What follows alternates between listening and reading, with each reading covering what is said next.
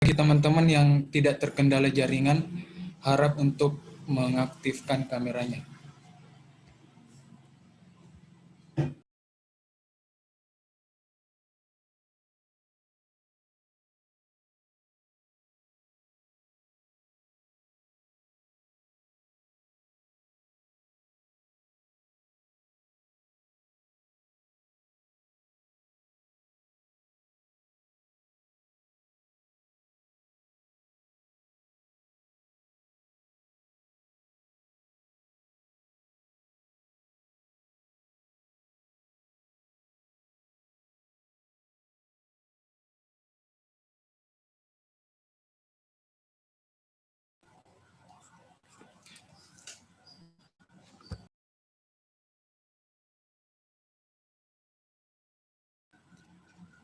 Bismillahirrahmanirrahim.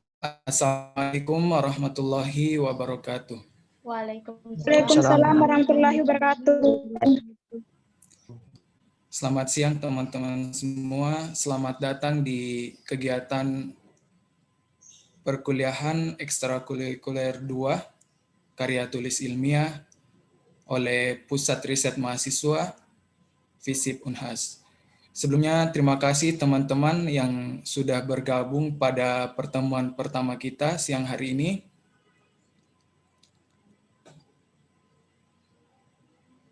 Ya, tidak terasa kurang lebih 2 bulan yang lalu bagi teman-teman yang mungkin join di Ekskul 1 KTI, ya kita masih bisa merasakan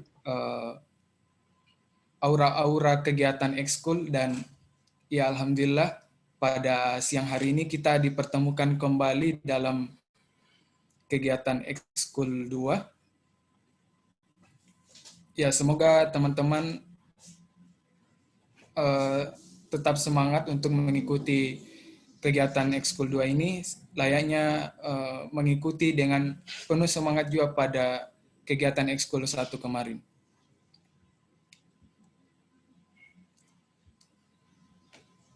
Baik, pada pertemuan perdana hari ini ada beberapa agenda kita yang akan kita bahas bersama. Yang pertama terkait pengenalan kupel ekskul 1, ekskul 2 KTI. Kemudian yang kedua pengenalan aturan-aturan perkuliahan selama ekskul 2 KTI berlangsung. Dan yang ketiga adalah penyampaian materi terkait pengenalan struktur karya tulis ilmiah. Baik, sebelum kita mulai pada agenda pertama, saya kembali meminta teman-teman untuk bisa memperbaiki format namanya sesuai dengan ketentuan nama _prodi, dan ya harap teman-teman bisa on kamera supaya suasana perkuliahan kita pada siang hari ini bisa lebih kondusif.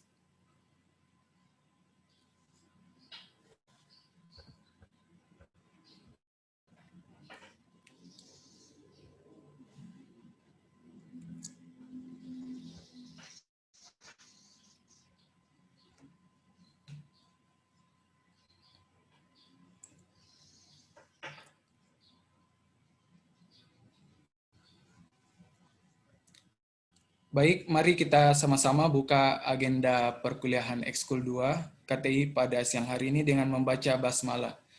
Bismillahirrahmanirrahim. Langsung saja kita masuk pada agenda pertama, yaitu pengenalan kupel ekskul 2 KTI. Nah, mungkin teman-teman sudah yang ambil ekskul 1 KTI sudah tidak asing dengan saya. Nah, untuk ekskul 2 KTI kita punya kakak-kakak kupel yang baru yang tentunya masih fresh, dan ya ini sebagai bentuk penyegaran dari ekskul 1 dan tentunya tidak kalah bersahaja dengan kakak-kakak kupel di ekskul 1 kemarin. Oleh karena itu, untuk mengefektifkan waktu kepada kakak-kakak kupel, saya persilahkan untuk memperkenalkan dirinya.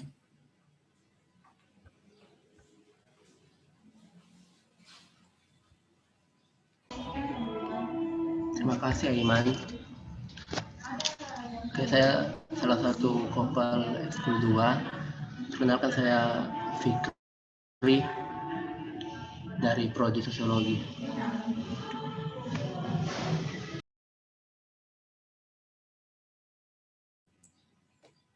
Ya, terima kasih Kak Fikri. Ya, ini kupal pertama kita, ada Kak Fikri dari Sosiologi.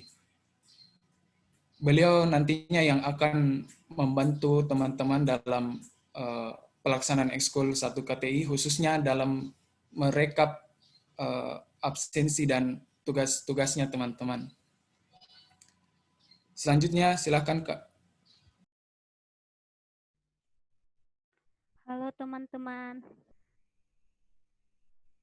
Halo. Halo Kak. Perkenalkan, nama saya Halo Muslim Kak. Ahmad S. Biasa dipanggil Iva dari jurusan Antropologi Sosial angkatan 2018. Salam kenal.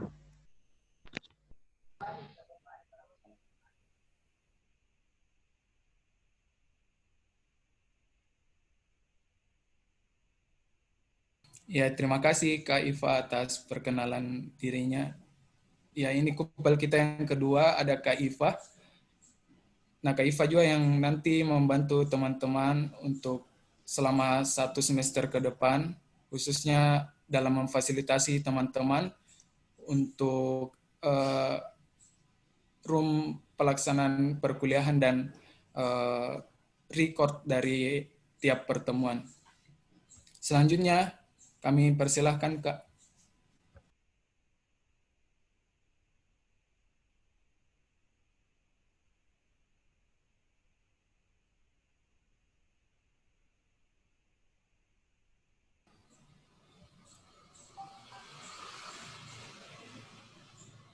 Halo, Kak Al mungkin masih memantau.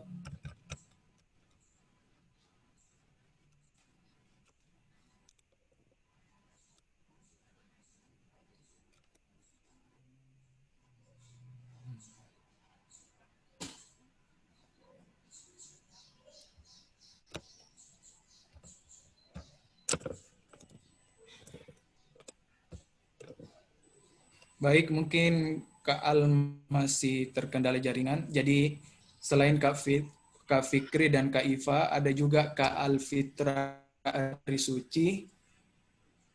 Beliau dari jurusan Ilmu Hubungan Internasional angkatan 2018. Dan selain ketiga kupel tadi, tentunya saya sendiri juga selaku koordinator kupel pada Ekskul 2 KTI. Dan ya sebagaimana pepatah mengatakan, tak kenal maka tak sayang maka tak cinta. Jadi perkenalkan, nama saya Aiman Sabar Rezeki. Teman-teman bisa panggil Aiman, bisa juga dipanggil Aimen. Ya, saya dari jurusan Ilmu Pemerintahan angkatan 2018. Ya, salam kenal untuk teman-teman semua. Baik, selanjutnya kita beralih ke agenda yang kedua, yaitu terkait pengenalan aturan perkuliahan Ekskul 2 KTI.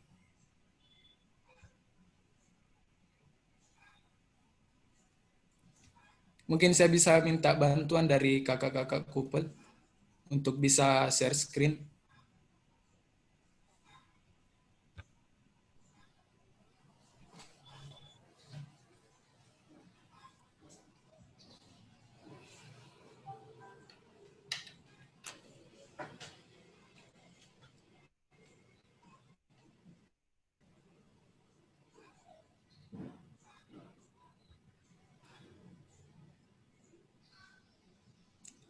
Ya, sambil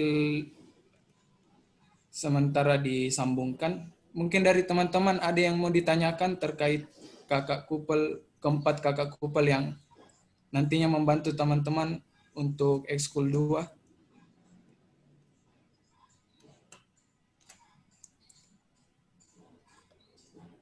Ya, kami persilakan diaktifkan audionya jika ada yang ingin ditanyakan.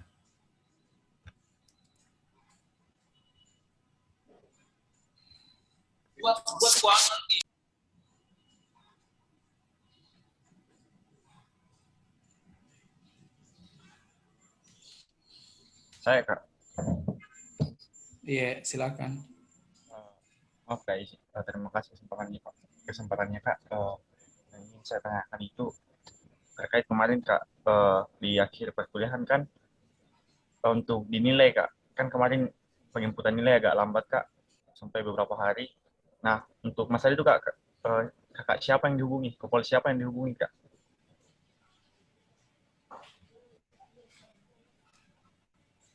Iya, terima kasih atas pertanyaannya.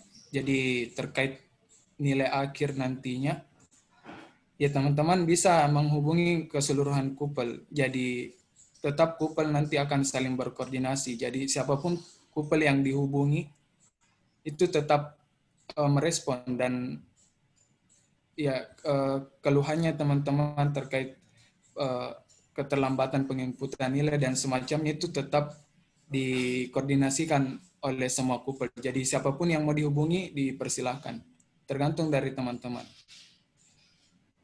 Kak.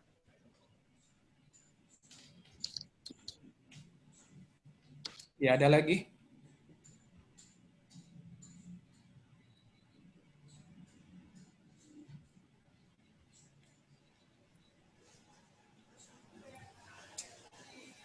Baik, kalau tidak ada, kita bisa lihat sama-sama di layarnya masing-masing. Ini ada beberapa aturan dalam pelaksanaan Ekskul 2 KTI. Ya, yang pertama kita mungkin bahas secara singkat terkait mekanisme penilaian. Maaf sebelumnya, apakah sudah bisa dilihat? Sudah, Kak. Sudah, Kak. Bisa. Ya, yang pertama mekanisme penilaian. Jadi ada 5 sub yang menjadi penilaiannya teman-teman untuk Ekskul 2. Yaitu yang pertama mulai dari kehadiran, kemudian ada review, ada tugas mid, tugas final, dan keaktifan bertanya dan mengemukakan pendapat.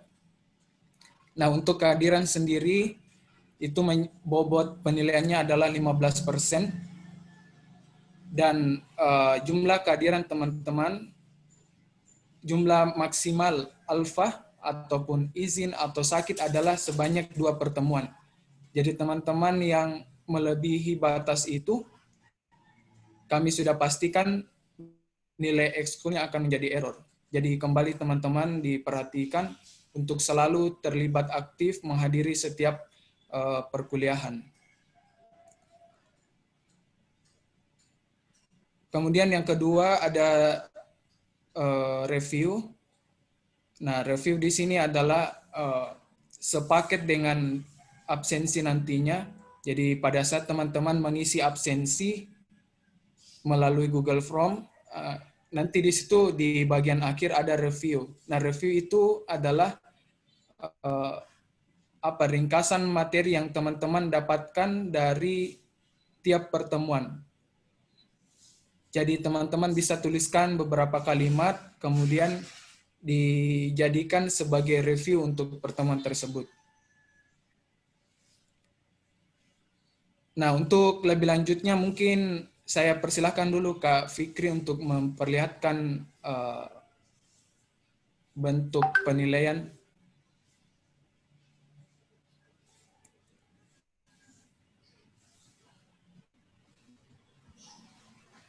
Silakan Kak.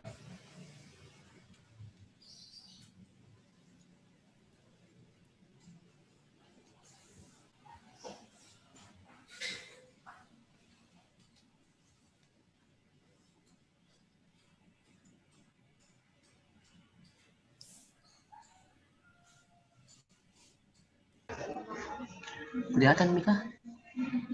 Iya, bisa di scroll ke atas. Oh. Ini.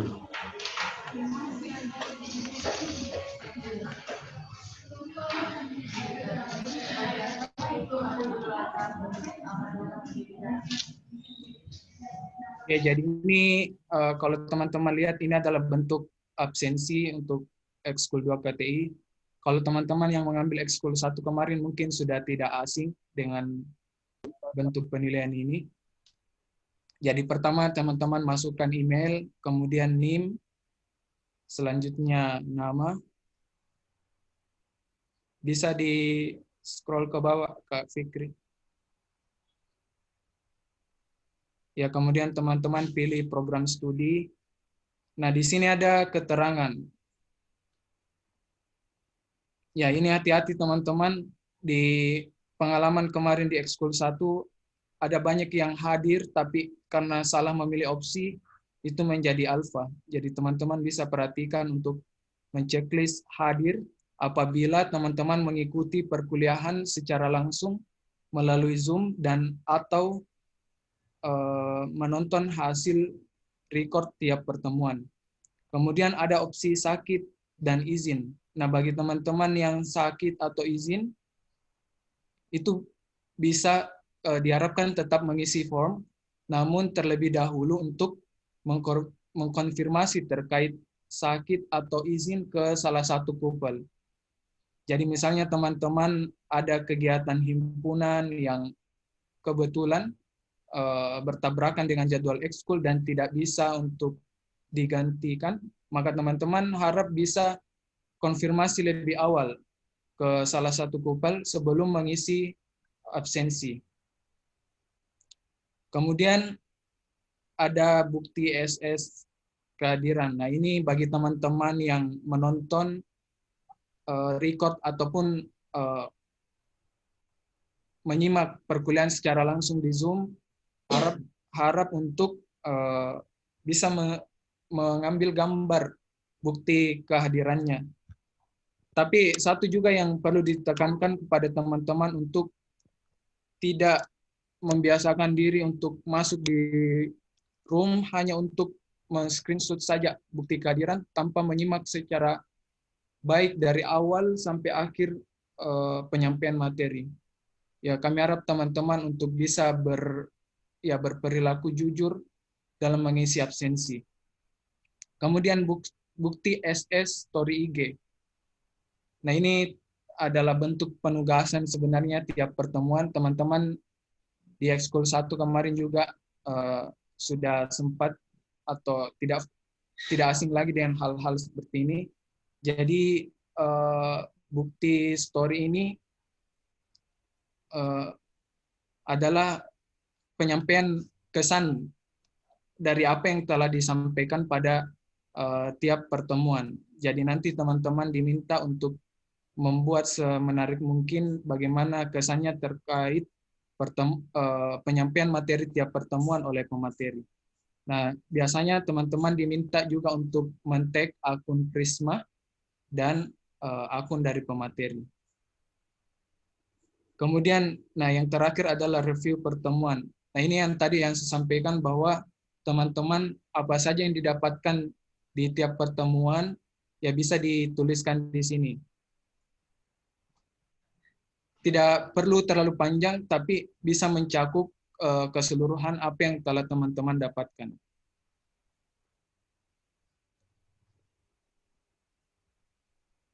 Ya, itu mungkin Kak Fikri, terima kasih atas share screen-nya. Saya lanjut kembali.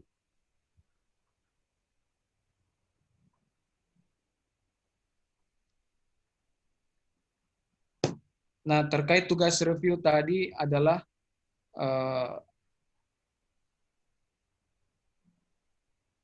ya terkait ada bobot penilaian review adalah 30% dari keseluruhan penilaian. Dan sekali lagi teman-teman banyak kasus juga yang salah menginput, misalnya story IG-nya ditempatkan di bukti SS kehadiran. Begitupun juga bukti SS kehadiran ditempatkan di bukti story IG. Nah, itu teman-teman harus berhati-hati untuk itu. Dan kewajibannya teman-teman sebelum story IG ya bisa dipastikan untuk ya tidak lupa memfollow akun Instagram dari Prisma Fisip Unhas. Karena sekali lagi setiap bentuk story IG-nya teman-teman itu selalu dicek oleh kakak kupel. Ada banyak yang dianggap alfa karena dia men-tag akun Prisma tapi tidak di-follow karena tidak masuk dalam pesan di akun Prisma. Ya, kemudian ada tugas mid dan tugas final, ini masing-masing 25%. Ya, untuk bagaimana bentuk tugas mid dan tugas final ini nanti akan disampaikan lebih lanjut. Kemudian 5% terakhir adalah keaktifan bertanya dan mengemukakan pendapat. Jadi ini juga bentuk apresiasi kepada teman-teman yang selalu terlibat aktif dalam setiap perkuliahan, selalu merespon ketika ditanya oleh pemateri dan mengemukakan pertanyaan jika ada yang tidak dimengerti. Ya, terkait kupel tadi juga teman-teman bisa memantau siapa kupel, bisa dilihat di grup WA. Jadi keseluruhan kupel itu menjadi admin di grup Ekskul 2 KTI. Jadi teman-teman yang masih kesulitan mengetahui siapa kupel, nah bisa dilihat di grup WA. Nah, terkait tata tertib juga sebenarnya sama dengan perkuliahan pada umumnya. Yang pertama, teman-teman diharapkan masuk ke room Zoom paling lambat 5 menit sebelum jadwal yang ditentukan. Kenapa ini diberlakukan? Karena mengingat kapasitas room kita hanya 100 partisipan, sementara jumlah yang mengikuti kegiatan Ekskul 2 itu hampir 150 orang. Jadi konsekuensinya adalah teman-teman yang terlambat join dipastikan itu mau tidak mau harus menonton hasil recordnya. Kemudian format nama, ya ada 2 opsi sebenarnya, teman-teman bisa nama _prodi atau bisa juga nama _nim_prodi. Kemudian berpakaian bebas dan sopan. Ya, teman-teman juga diwajibkan on kamera saat menyampaikan materi berlangsung, berbicara dan menyalakan audionya ketika dipersilahkan oleh moderator atau pada saat sesi interaktif berlangsung. Kemudian juga setiap peserta apabila berhalangan hadir, ya disampaikan kembali untuk selalu mengkonfirmasi lebih awal dengan kakak-kakak kupel. Kemudian setiap peserta harus menjaga sikap dan perilakunya serta tidak melakukan hal-hal yang dapat mengganggu pelaksanaan ekskul. Ya, ini kejadian juga di beberapa pertemuan yang lalu di Ekskul 1, ada banyak teman-teman yang menggunakan filter yang tidak sesuai, dan itu sangat mengganggu jalannya materi. Jadi teman-teman bisa menjaga sikap dan perilakunya. Salah satunya juga adalah saat sementara sesi penyampaian materi berlangsung, ada banyak yang kami perhatikan, teman-teman menyalakan kamera, kemudian ya kelihatan tidak menyimak materi begitu. Hanya menyimpan HP-nya di tempatnya masing-masing, kemudian pergi meninggalkan HP-nya. Ya, ini juga menjadi perhatian teman-teman. Termasuk juga nantinya ketika menghubungi kakak kupel saat ada yang mau ditanyakan, baik melalui WA, nah itu kiranya bisa memperhatikan etika-etika dalam berkomunikasi. Saya kira teman-teman sudah paham, kita sebut nama, prodi, dan NIM-nya, dan yang menyampaikan secara langsung keperluannya dengan jelas. Dan yang terakhir, selama sesi berlangsung, peserta wajib men-screenshot tampilan Zoom-nya sebagai tanda bukti kehadiran. Nah, ini juga teman-teman harap diperhatikan, karena ada banyak yang terhitung alfa karena tidak mengupload bukti kehadirannya. Ya, terkait pengumpulan tugas, di Ekskul 1 kemarin masih dikirim melalui email, tapi untuk Ekskul 2 nantinya mungkin akan diinfokan lebih lanjut apakah tetap dikirim melalui email atau dalam bentuk yang lain. Yaitu mungkin terkait aturan perkuliahan Ekskul 2 KTI. Mungkin dari teman-teman ada yang ingin ditanyakan?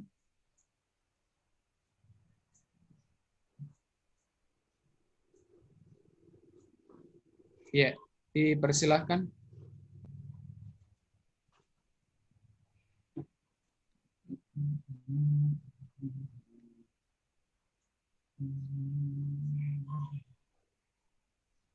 Ya, khususnya mungkin bagi teman-teman yang baru mengambil karya tulis ilmiah di Ekskul 2, mungkin ada yang kurang jelas bisa disampaikan lebih awal.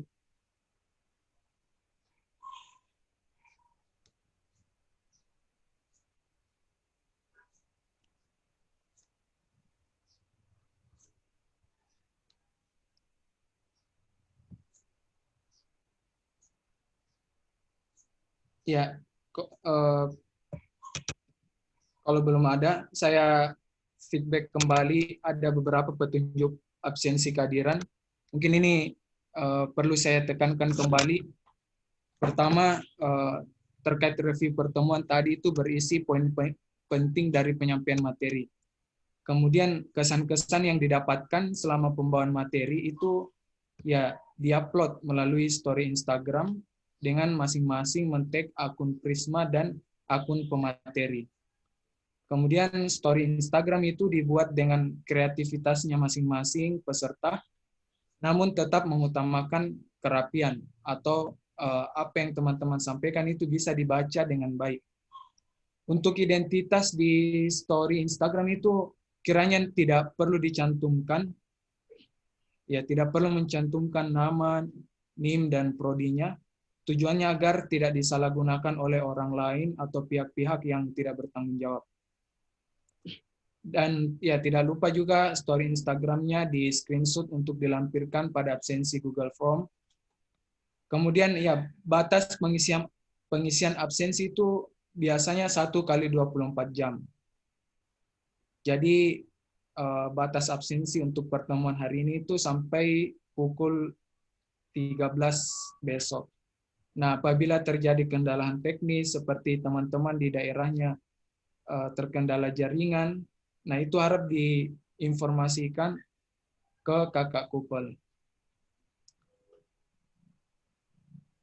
Kemudian ya yang terakhir mungkin jika ada yang kurang jelas, ya jangan sungkan untuk bertanya. Tapi harap sebelum bertanya, teman-teman bisa membaca kembali secara baik-baik dan teliti supaya tidak ada pertanyaan yang berulang. Itu mungkin teman-teman untuk tata tertib kita. Saya kasih beberapa teman-teman untuk menyampaikan pertanyaan terkait aturan perkuliahan.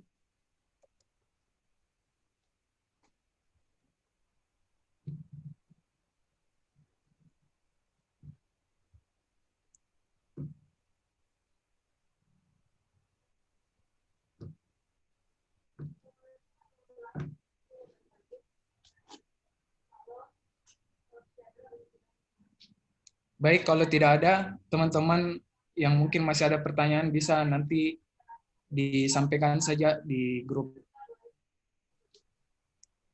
Baik, selanjutnya kita masuk ke kegiatan inti pada siang hari ini, yaitu penyampaian materi terkait pengenalan struktur karya tulis ilmiah.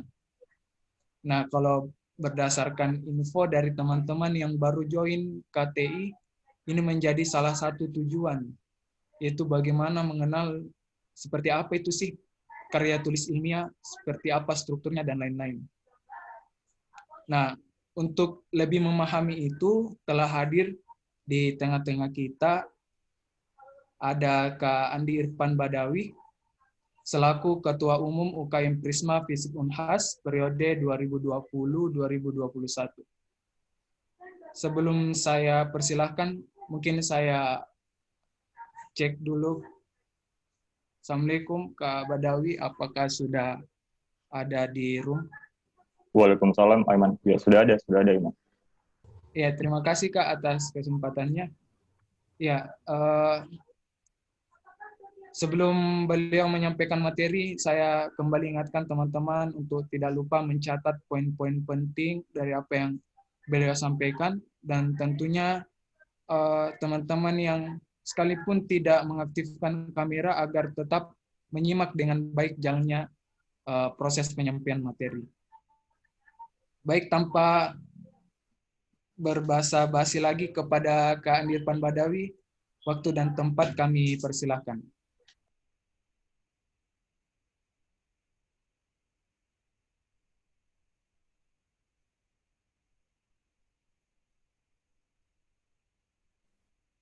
Suaranya jelas, Aiman? Iya, jelas Kak. Kak Aiman. Oke, terima kasih Aiman buat kesempatannya.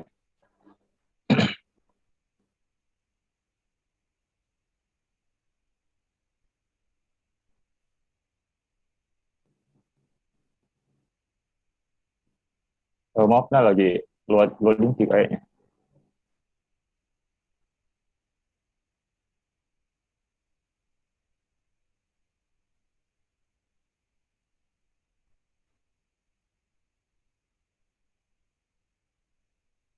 Atau begini misalnya, nah, Jemi ku tampilkan per slide. Coba, bisa ya.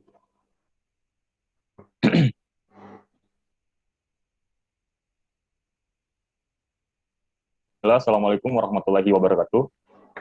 Waalaikumsalam warahmatullahi wabarakatuh.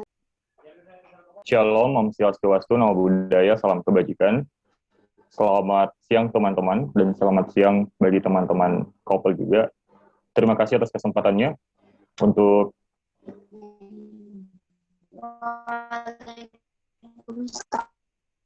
saya sendiri sebagai pemantik.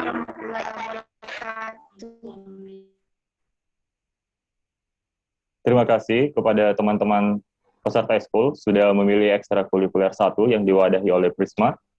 Terima kasih karena sudah punya keinginan untuk belajar tentang karya tulis ilmiah. Khususnya bagi angkatan 20 maupun teman-teman yang berada di angkatan-angkatan di atasnya, yang mengambil mata kuliah ekstrakurikuler 1 karya tulis ilmiah. Dan terima kasih juga buat tim couple, Kak Iman, Kak Fikri, Kak Al, dan Kak Iva sudah meluangkan waktunya sebaik mungkin untuk mengatur jadwal ekskul KTI 2 pada siang hari ini. Oke, perkenalkan, saya Andirpan Badawi, saya mahasiswa Ilmu Pemerintahan tahun 2018, saya mahasiswa tahun ketiga. Saya adalah Ketua Umum Prisma periode 2020-2021. Jadi hari ini kita akan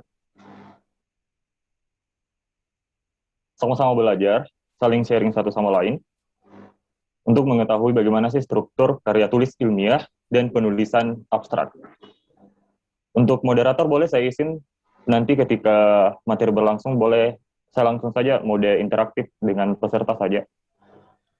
Iya, dipersilakan Kak. Oke, terima kasih Aiman.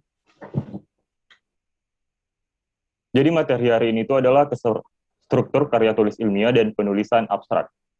Jadi, setiap pertemuan, karena di ekskul KTI 2 ini ada 8 pertemuan, jadi tim couple sudah menyiapkan materi setiap pertemuan itu sesuai dengan struktur karya tulis ilmiah. Jadi pada pertemuan pertama ini, mungkin saya sedikit mengenalkan sedikit tentang struktur karya tulis ilmiah, dan bagaimana sih penulisan abstrak yang baik dan benar. Nah, sebelum itu, karena saya dengar beberapa teman-teman yang join ke ekskul 2 ini, ada beberapa yang tidak memilih sebelumnya ekstrakurikuler 1, karya tulis ilmiah, dan memilih ekskul lain, dan baru masuk di ekskul 2 KTI ini.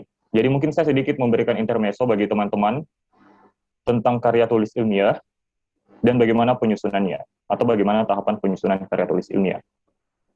Namun sebelum itu, mungkin saya sedikit meminta kepada teman-teman peserta ekskul tentang pandangannya, apalagi teman-teman yang sudah join di ekskul 1.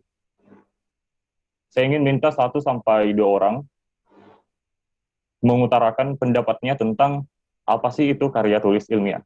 Yang singkat saja, yang ada di pengetahuan teman-teman, 1 sampai 2 orang. Mungkin saya bisa persilahkan langsung bagi teman-teman peserta eskul.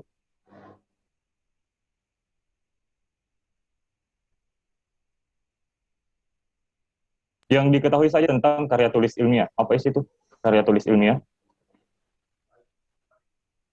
Ya, Kak. Saya, Kak. Mungkin. Oke. Saudara Agus ya, dari ilmu administrasi? Ya, Kak. Oke, silahkan. Mungkin singkat saja, Kak. Kalau menurut saya itu karya tulis ilmiah itu membuat semacam ilmu yang memberikan kita pengetahuan mengenai penyusunan atau kerangka suatu karya tulis yang sangat berguna bagi kehidupan kita ke depannya, karena dia mempelajari struktur-struktur yang tersusun secara rapi, sehingga dalam membuat suatu susunan karya tulis itu kita bisa melakukannya dengan rapi dan benar, Kak. Seperti itu. Oke, terima kasih buat Agus jawabannya. Oh, ada 1 orang lagi atas nama Ainul Hidayah, dipersilahkan. Terima kasih, Kak. Sebelumnya minta maaf kalau off-cam, Pak. Off-cam, Kak. Ya, tidak apa-apa. Silakan. Kalau sepengetahuan saya itu karya tulisnya itu merupakan hasil dari sebuah penelitian yang dimana itu terdapat data kerangka di dalamnya dan memiliki data-data yang valid dari apa yang ingin kita tinjau menjadikan memiliki hasil. Oke, sudah selesai, Ainun? Maaf, Kak. Iya, Kak. Oke. Jadi teman-teman yang tadi menyampaikan pendapatnya Agus dan Ainun sudah mengutarakan pendapat tentang karya tulis ilmiah dan semuanya betul tentang karya tulis ilmiah. Jadi secara jelas karya tulis ilmiah itu adalah tulisan yang memiliki struktur yang jelas dan disusun secara sistematik, dan intinya ingat 1, menggunakan metode ilmiah tertentu. Jadi karya tulis ilmiah itu menggunakan metode ilmiah. Jadi itu inti dari karya tulis ilmiah. Dan pandangan dari teman-teman tadi itu sudah sangat baik mengutarakan bahwasanya di isi karya tulis ilmiah itu sudah ada struktur karya tulis, sudah ada hasil penelitian, dan hasil penelitian ini adalah hal-hal yang memang akan dipublikasikan nantinya. Oke, saya mau terima kasih sama 2 orang yang tadi sudah mengutarakan pendapatnya tentang karya tulis ilmiah. Nah, selanjutnya adalah setelah mengetahui bagaimana tentang karya tulis ilmiah, apa sih itu definisi karya tulis ilmiah, maka selanjutnya adalah bagaimana tahapan penyusunan karya tulis ilmiah. Nah, teman-teman dari Eskul 1 KTI mungkin sudah tahu bagaimana tahapannya karena pemateri sebelumnya sudah mengutarakan, di semester lalu sudah mengutarakan bagaimana penyusunan karya tulis ilmiah. Tapi karena ada teman-teman yang baru join ke Eskul KTI, mungkin saya sedikit menjelaskan atau sedikit intermezzo tentang bagaimana tahapan penyusunan karya tulis ilmiah. Jadi ada 3 tahapan penyusunan karya tulis ilmiah menurut saya. Yang pertama adalah pemilihan topik. Jadi tips dan trik bagi teman-teman dalam hal melakukan pemilihan topik dalam karya tulis ilmiah adalah sesuai dengan minat dari penulis dan sesuai dengan bidang ilmu. Sehingga penulis bisa memahami bagaimana fokus penelitian atau permasalahan yang akan dibahas. Jadi sebelum teman-teman membuat karya tulis ilmiah harus menentukan topik yang diinginkan terlebih dahulu. Dan hal itu adalah hal yang sangat urgenitas dalam hal penulisan karya tulis ilmiah.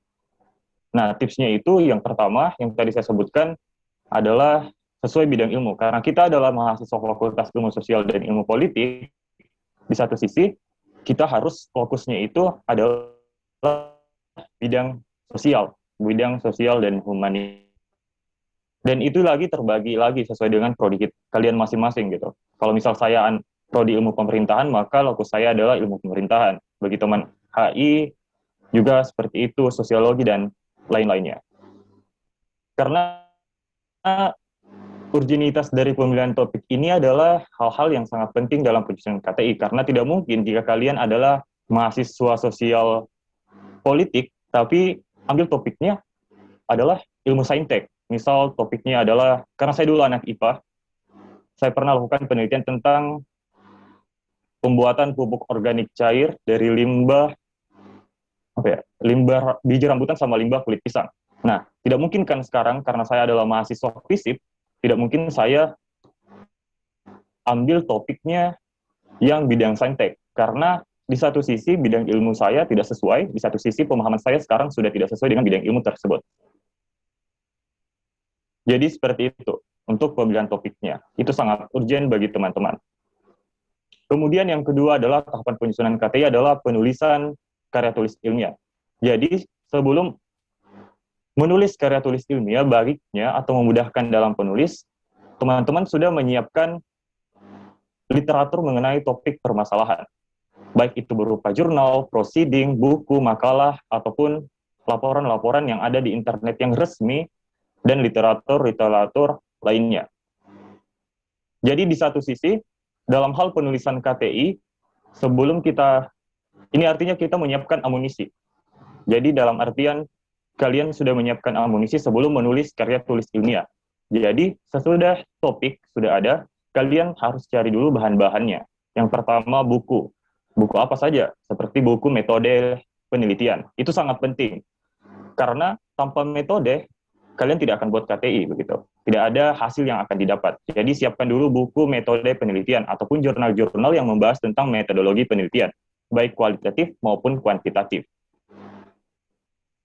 Sumber lainnya seperti jurnal, proceeding, survei, bukti dari BPS, atau buku-buku yang dari BPS itu seperti Makassar dalam angka, Goa dalam angka, Bulukumba dalam angka, seperti itu juga sangat penting. Jadi kalian harus siapkan terlebih dahulu alat dan bahannya atau amunisi kalian sebelum membuat karya tulis ilmiah. Itu sangat penting.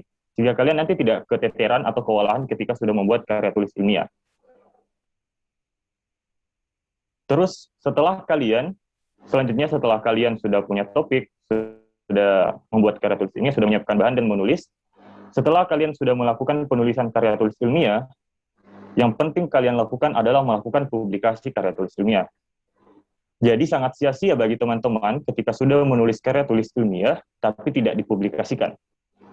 Jadi ada beberapa tempat atau place yang bisa ditempati untuk publikasi KTI, seperti jurnal ilmiah, makalah ilmiah, membuatnya dalam bentuk buku, ataupun mengikutkannya dalam sebuah seminar atau conference. Jadi, teman-teman itu sangat penting untuk melakukan publikasi KTI. Misal saya sendiri, saya pernah buat KTI dan itu dibukukan. Misal begini. Nah, ini waktu saya kalau tidak salah tahun 2019 semester 2. Waktu itu buat KTI dan dibiayai sama Dikti. Terus dapat pendanaan untuk buat buku. Jadi dipublikasikannya dalam buat buku dan ber-ISBN. Kemudian itu dimasukkan ke perpustakaan. Salah satu contohnya saya masukkan buku yang hasil dari KTI saya, itu di perpustakaan pusat di Sulsel. Itu depan Unismu. Kalau tidak salah, dan perpustakaan Unhas dan lain-lainnya. Itu bisa dipublikasikan. Jadi sangat sia-sia bagi teman-teman kalau misalnya tidak mempublikasikan KTI. Mungkin juga bisa dipublikasikan lewat sosial media.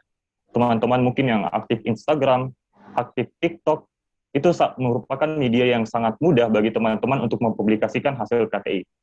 Teman-teman. Mungkin teman-teman yang punya basic atau senang dengan menjadi blogger, punya blog, itu bisa dimasukkan di situ tentang publikasi karya tulis ilmiah. Misal di Prisma sendiri, Prisma punya web.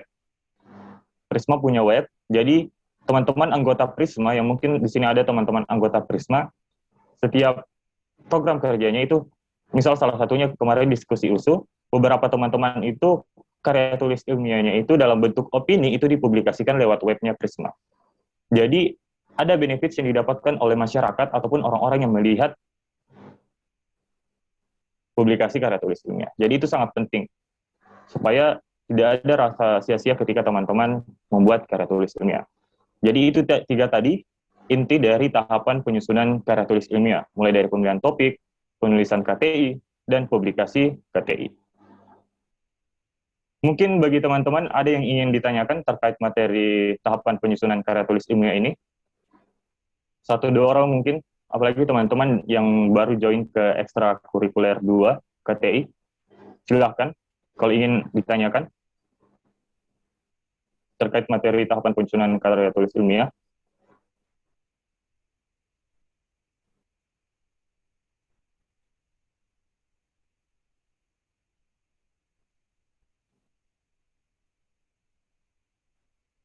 Apakah ada yang ditanyakan terkait? Assalamualaikum. Ya, waalaikumsalam. Ya, silahkan. Kak, saya mau nanya Ya. soal tadi kan dijelaskan tahapan penyusunan karya tulis ilmiah berupa menyediakan literatur mengenai topik permasalahan yang diangkat. Ya. Nah, contohnya itu misalnya saya ambil jurnal. Biasanya saya mengambil literatur jurnal itu dapatnya kayak yang tahunnya itu, tahun disusunnya jurnal tersebut itu 2016, di mana itu kayak sangat jauh sekali dibandingkan di tahun sekarang, seperti kayak 3 tahun yang lalu dibuat. Nah, menurut pertanyaan saya, apakah jurnal tersebut masih valid untuk dijadikan literatur dalam penulisan karya ilmiah? Atau harus dicari jurnal yang terbaru begitu, Kak? Oke. Jadi ya, terima kasih. Oke, terima kasih untuk Saudari Nurbeti untuk pertanyaannya. Jadi untuk jurnalnya itu, ini tergantung lagi ya. Biasanya dosen punya kebijakan tersendiri atau kalau misal ikut conference atau ikut lomba karya tulis ilmiah ada pedomannya tersendiri. Misal teman-teman yang ikut PKM, itu dianjurkan jurnalnya 3 tahun terakhir. Itu sudah pasti, jelas. Itu jadi teman-teman yang ikut program Kreativitas Mahasiswa, buat KTI, buat proposal KTI, itu biasanya, bukan biasanya, tapi di pedomannya memang sudah tertera secara jelas, itu jurnalnya 3 tahun terakhir. Nah, biasanya kalau saya kerja tugas untuk kuliah, itu batasnya biasanya saya masukkan 10 tahun terakhir. Biasanya. Ini tergantung ya. Jadi beberapa kebijakan dosen itu membiarkan pembuatan tugas paper, misal teman-teman dibuat kelompok, atau individu buat makalah. Terus diwajibkan untuk jurnal. Ada dosen saya namanya Pak Lukman, mungkin yang teman-teman ilmu pemerintahan join di sini, itu dia kasih batas 3 tahun terakhir. Nah, ada dosen saya yang satu, dia kasih batas 5 tahun terakhir. Ada juga yang bebaskan tanpa batas. Ya, ada juga yang dosen yang bebaskan tanpa batas. Apapun itu yang penting jurnal.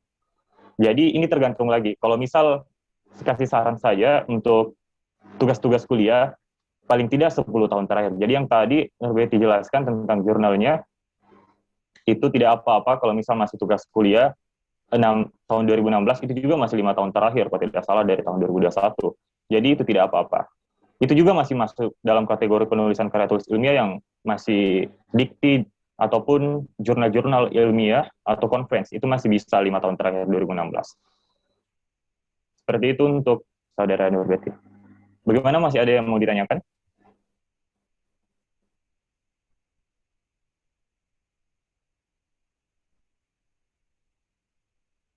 Yang lain, apakah ada yang ingin ditanyakan tentang tahapan penyusunan KTI? Mungkin tentang tugas-tugas kuliahnya, tentang KTI ya, ataupun hal-hal lainnya. Bisa?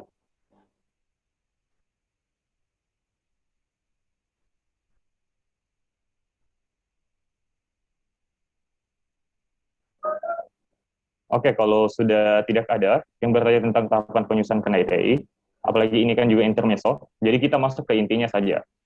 Saya harap teman-teman sebentar bisa kontributif aktif untuk bertanya tentang struktur KTI dan penulisan abstrak.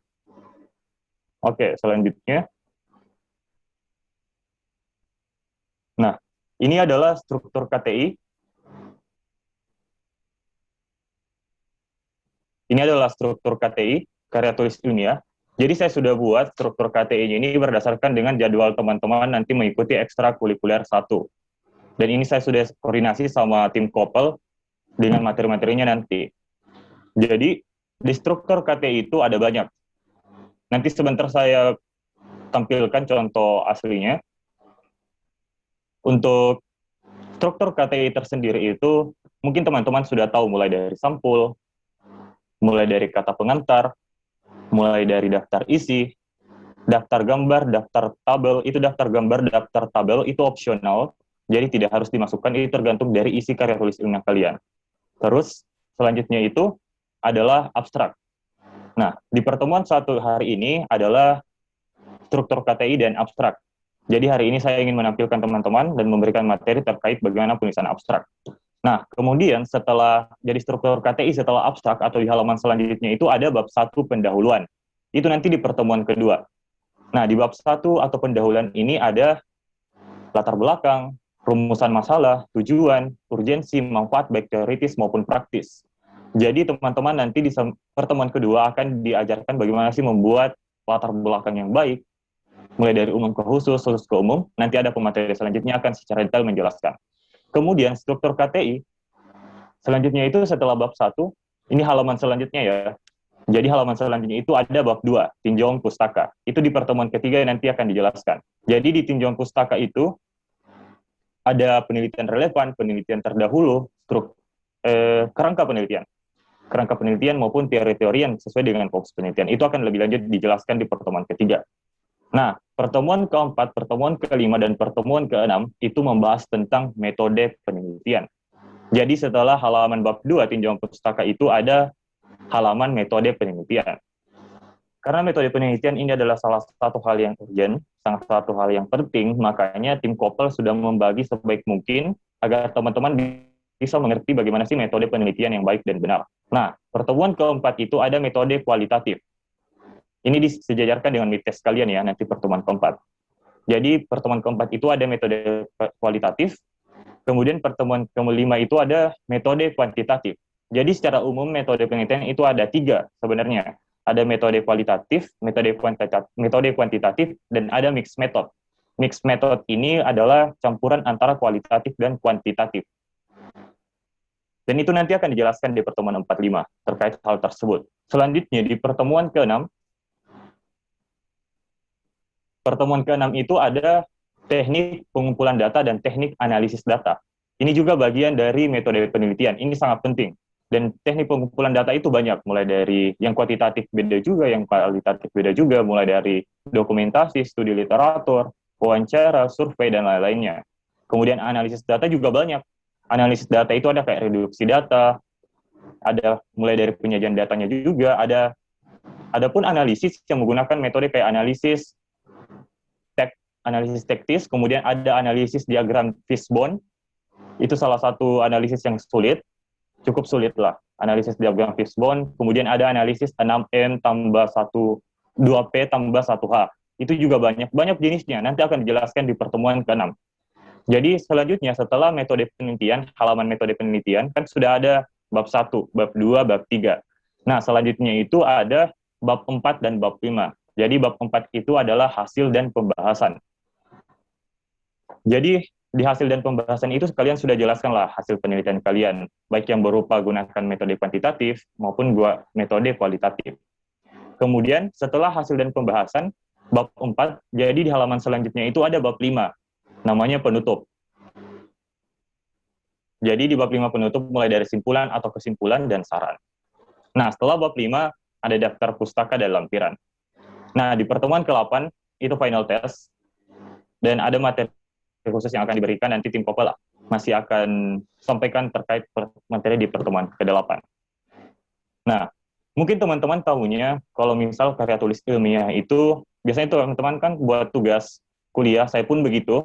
Saya pun kadang masih buat tugas kuliah, itu karya tulisnya masih sampul, kata pengantar, daftar isi, bab 1 pendahuluan, langsung lompat ke bab 2 itu pembahasan. Biasanya kan gitu, bab 2 pembahasan dan bab 3 penutup, dan langsung daftar pustaka. Itu biasanya karya tulis yang memang dibuat untuk makalah, dan memang strukturnya seperti itu. Nah, ini yang saya jelaskan, dan kita akan pelajari sampai pertemuan ke-8, itu adalah struktur karya tulis ilmiah yang kompleks. Dan ini biasanya digunakan dalam pembuatan skripsi, pembuatan jurnal ilmiah, ataupun teman-teman yang akan ikut event karya tulis ilmiah baik tingkat nasional maupun internasional. Mungkin itu untuk struktur karya tulis ilmiah. Mungkin saya gabungkan saja saya tanya jawabnya dengan penulisan abstrak. Karena sebentar saya akan tampilkan tentang contoh langsungnya lah, supaya teman-teman bisa dapat tangkap langsung bagaimana sih struktur KTI yang baik dan benar. Oke, selanjutnya adalah penulisan abstrak. Jadi, di karya tulis ilmiah yang kompleks itu ada namanya abstrak. Biasanya juga teman-teman disebutnya ringkasan. Jadi di abstrak itu biasanya setelah daftar isi dan sebelum bab 1 atau pendahuluan. Ini biasanya sangat ada, pasti ada pada saat buat skripsi nantinya teman-teman buat skripsi ataupun ikut event kompetisi. Jadi ada 5 poin yang penting dalam penulisan abstrak. Yang pertama adalah di abstrak itu ada identitas peneliti. Jadi meliputi nama penulis, nama peneliti. Yang kedua itu tahun. Yang ketiga adalah alamat email. Dan yang keempat adalah judul penelitian. Ini biasanya opsional, tergantung pedoman dari yang biasanya dicantumkan. Misal di skripsi sendiri, jadi prodi masing-masing kan ada skripsinya, atau Unhas. Unhas itu sendiri punya prodi, punya pedoman pembuatan skripsi. Nah, biasanya kalau pedoman pembuatan skripsi itu biasanya ada penulis, alamat email, nama universitas, dan judul penelitian. Itu biasanya opsional. Jadi ini tergantung bagaimana pedoman yang nanti teman-teman lihat. Kalau misal buat skripsi ada pedomannya, jadi perhatikan saja pedomannya. Tapi secara umum, itu biasanya ada identitas peneliti mulai dari penulis, tahun, alamat email, dan judul penelitian. Kemudian, isi abstrak itu, isi keseluruhannya itu hanya latar belakang, tujuan penelitian, metode penelitian, dan hasil penelitian. Itu biasanya ada 4. Jadi dalam abstrak itu ada latar belakangnya, biasanya 1 kalimat, kemudian tujuan penelitiannya 2 kalimat, kemudian metode penelitiannya 1 kalimat, kemudian hasil penelitiannya itu 2-3 kalimat. Nah itu biasanya dalam abstrak meliputi, intinya abstrak itu representatif dari karya tulis kalian, mulai dari bab 1 sampai bab 4, itu abstrak. Jadi yang kalian tulis di abstrak itu adalah hal-hal yang mewakili dari bab 1, bab 2, bab 3, dan bab 4. Kemudian juga bisa dimasukkan di bab 5, saran atau kesimpulan. Tapi kan kesimpulan adalah hasil dan pembahasan. Jadi kesimpulan itu berasal dari rumusan masalah dan hasil pembahasan. Jadi abstrak itu menurut saya representatif dari bab 1 lah, sampai bab 5, itu boleh. Nah selanjutnya, poin yang ketiga dalam penulisan abstrak itu adalah abstrak itu intinya 1 paragraf saja, 1 paragraf. Biasanya umumnya itu abstrak 1 paragraf dan full justify atau rata kiri kanan dengan spasi 1,0 atau single line spacing. Jadi abstrak itu spasinya cuma spasi 1. Biasanya kan kalau buat makalah ada yang spasi 2, ada yang spasi 1,5, ada spasi 1,15. Nah abstrak itu secara umum dan lebih banyak saya temukan ya, itu spasi 1, pasti spasi 1. Dan 1 paragraf, kurang lebih 300 kata. Jadi, abstrak itu, biasanya kalau saya dapat pedoman, baik PKM, lomba karya tulis ilmiah maupun skripsi, itu paling tidak 1 paragraf, dan spasi 1, dan kurang lebih maksimal 300 kata. Tapi ini opsional lagi, biasanya ada yang buat pedoman, dan dia kemarin sempat ikut event, dan dia pasang 1000 kata abstraknya, ringkasannya. Jadi ini tergantung lagi. Tapi secara umum yang saya tuliskan ini, yang saya jelaskan, biasanya seperti ini. Kurang lebih maksimal 300 kata, 1 paragraf, spasi 1, dan full justify. Nanti saya sebentar tunjukkan bagaimana. Kemudian, di abstrak itu dilengkapi dengan 3-5 kata kunci. Jadi abstrak itu dilengkapi dengan kata kunci. Jadi setelah 1 paragraf itu ada namanya kata kunci. Nah, kata kunci ini, 3-5 kata kunci ini, mewakili seluruh lah. Ini biasanya disebut dengan variabel penelitian ya, tapi saya tidak mau masuk dulu karena takutnya menjelaskan di bagian metode penelitian. Jadi, secara umum saja, 3-5 kata-kata kunci ini adalah kata-kata yang representatif dari karya tulis kalian. Dan biasanya itu diambil dari variabel-variabel penelitian kalian, yang itu tertera di judul penelitian.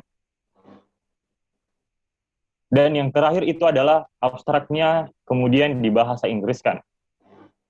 Ini tergantung ya. Biasanya ada yang langsung saja ringkasan, ini dibuat ini bahasa Indonesia. Tapi dalam skripsi, buat jurnal itu pasti ada abstrak yang dalam bentuk bahasa Inggris. Jadi, Selanjutnya mungkin saya tunjukkan saja, mulai dari struktur KTI sampai penulisan abstraknya bagaimana, supaya teman-teman bisa mengerti.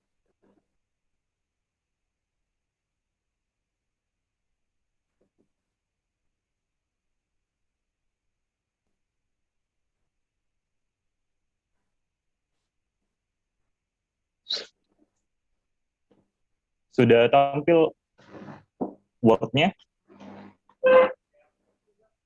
Belum, Kak. Oh ya, tunggu saja. Muncul nih, Kak. Oke.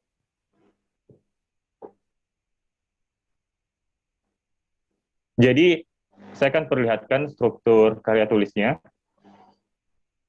Jadi, struktur karya tulis itu biasanya dimulai dengan, ini ya, biasanya teman-teman sudah buat tugas kuliah, biasanya dimulai dengan sampul. Nah, biasanya banyak yang miss dalam hal pembuatan sampul. Nah, biasanya orang-orang itu taruh sampul di bagian paling atas. Biasanya. Jadi orang-orang itu buat sampul, biasanya logo dulu, baru judul. Padahal itu baiknya dalam sampul, yang paling atas itu adalah judul. Itu menurut saya. Karena ketika kita membuka karya tulis ilmiah kalian, maupun tugas kalian, pasti yang dilihat adalah judul kalian. Ini judulnya apa? Nah, makanya judul yang paling di atas. Jadi kemudian di bawahnya ada logo. Ini logo kampus.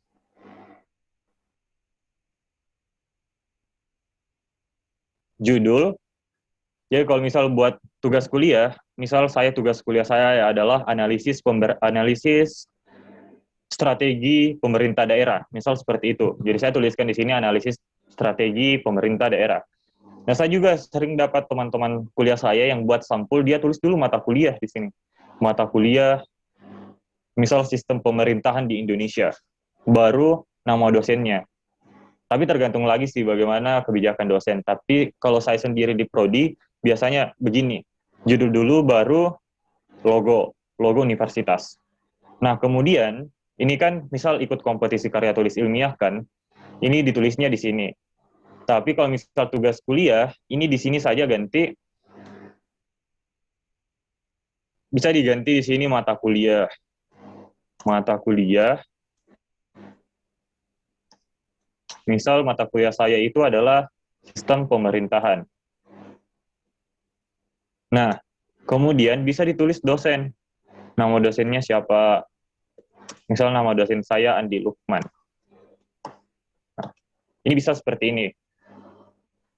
Kemudian, setelah itu baru kalian tampilkan. Disusun oleh.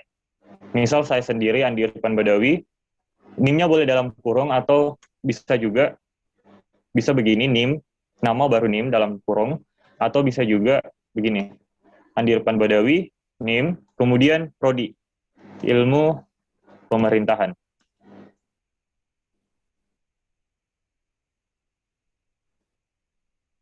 Nah, bisa juga begini, kalau misal, ini kan benefitnya juga kan teman-teman pakai untuk tugas kuliah kan, jadi mungkin bisa seperti itu. Kemudian, barulah dituliskan nama universitas, itu biasanya bold ya. Maka tempat universitas di mana, kemudian tahunnya tahun berapa. Bisa juga misal periode pembelajarannya itu 2020-2021. Bisa seperti ini. Jadi yang biasanya bold itu adalah judul, yang ini di bold ya, ditebalkan tulisannya, kemudian yang ini. Nah, itu untuk sampul. Kemudian, setelah sampul, di halaman selanjutnya adalah kata pengantar. Nah, mungkin saya secara umum saja ya, kesalahan-kesalahan di kata pengantar. Biasanya teman-teman kalau buat kata pengantar, itu tulisnya begini. Ibu. Bapak. Ini juga biasanya kesalahan yang paling banyak di skripsi. Nah, penulisan ibu dan bapak dalam nama dosen itu maupun misal mau ucapan terima kasih lah, misal saya Dr. Ariana MSI selaku dosen pembimbing yang telah meluangkan waktunya demi penulisan karya tulis ilmiah ini, atau misal Dr. Andi Lukman sebagai dosen mata kuliah yang telah meluangkan waktunya dalam penulisan tugas ini. Itu bisa. Nah, yang biasanya ditulis sama teman-teman, saya juga sering dapat teman-teman saya itu tulisnya Bapak dan Ibu. Ibu Dr. Ariana, atau Bapak Andi Lukman, atau Bapak Andi Rusli. Nah, penulisan itu salah. Jadi tidak usah dicantumkan di penulisan kata pengantar. Untuk penulisan kata pengantar mungkin teman-teman sudah tahu bagaimana penulisannya, mulai dari ucapan rasa syukur, kepada Tuhan Yang Maha Esa, kemudian tampilkan misal sehingga dapat menyelesaikan makalah atau karya tulis ilmiah dengan judul. Kemudian penulis menerima bantuan dari berbagai pihak, penulis berkenan untuk menyampaikan penghargaan dan ucapan terima kasih kepada bla bla bla. Kemudian penutupnya tahun, tempat, dan penulis. Ini biasanya struktur umum dan saya rasa sudah umum ya teman-teman tahu bagaimana penulisan kata pengantar karena dari sejak SMP ya. Kayak buat clipping, makalah sudah tahu bagaimana pembuatan kata pengantar. Nah, yang umumnya itu tadi, yang penulisan ibu bapak itu tidak usah dicantumkan dalam kata pengantar. Nah, setelah kata pengantar, struktur selanjutnya itu adalah daftar isi. Nah, mungkin teman-teman ya cukup sulit untuk buat daftar isi yang begini. Karena saya juga sampai sekarang masih belajar. Kalau teman-teman, mungkin saya tidak bisa ajar teman-teman untuk buat tabel ini. Biasanya ada sih ini di tabel contents.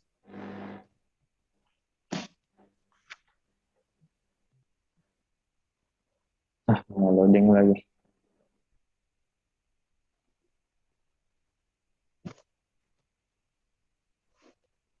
Biasanya di sini buat untuk daftar isinya,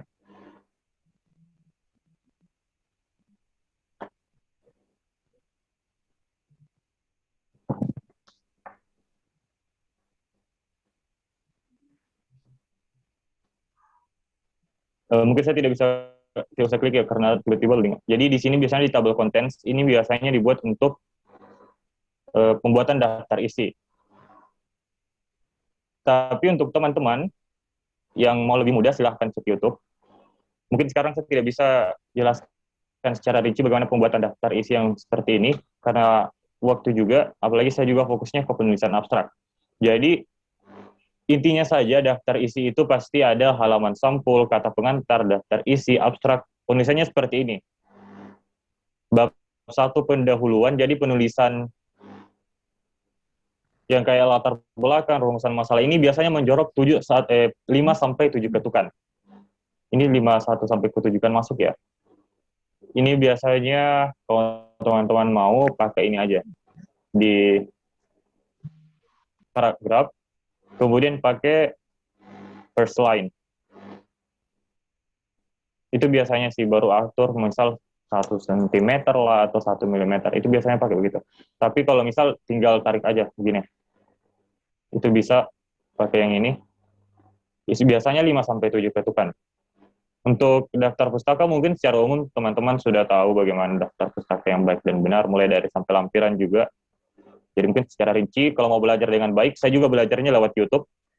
Kalau mau tahu yang penulisan daftar pustaka yang begini, yang rata, bukan pakai titik-titik ya.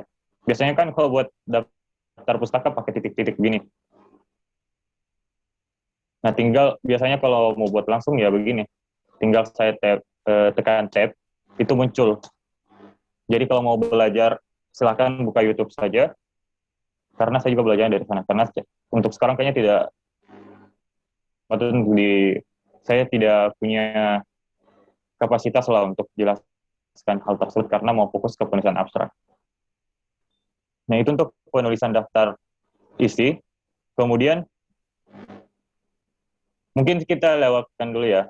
Ini ada abstrak halaman selanjutnya. Nah, kita fokus dulu struktur KTI. Kemudian ada bab 1 pendahuluan. Nah, di bab 1 pendahuluan, seperti ini ada latar belakang, kemudian ada rumusan masalah, ada tujuan penelitian, ada manfaat penelitian. Nah, manfaat penelitian itu ada 2, manfaat teoritis atau manfaat praktis. Untuk lebih jelasnya akan dijelaskan di pertemuan kedua. Tapi ada juga yang kadang gabung, tidak jelaskan secara rinci apa manfaat teoritisnya, apa manfaat praktisnya. Kadang langsung digabung saja. Kemudian setelah bab 1 ada bab 2, tinjauan pustaka. Nah, di tinjauan pustaka ini, kalau dalam penulisan karya tulis ilmiah itu baiknya menampilkan penelitian terdahulu atau penelitian relevan. Nah, untuk penulisannya nanti akan dijelaskan di pertemuan ketiga. Kemudian, ya selanjutnya adalah kerangka penelitian dan teori-teori. Kayak ini ada industri kreatif, ada e-commerce, itu teori-teorinya baik dari jurnal, buku, dan lainnya, profil tempatnya, atau gambaran umum masyarakatnya. Nah, selanjutnya setelah bab 2 tinjauan pustaka, itu ada bab 3 metode penelitian. Karena yang di sini metode penelitiannya kualitatif, jadi penelitian ini berupa penelitian kualitatif. Ini jenis penelitiannya ya, bab 3. Kemudian ada sumber data. Sumber data ada data sekunder dan data primer.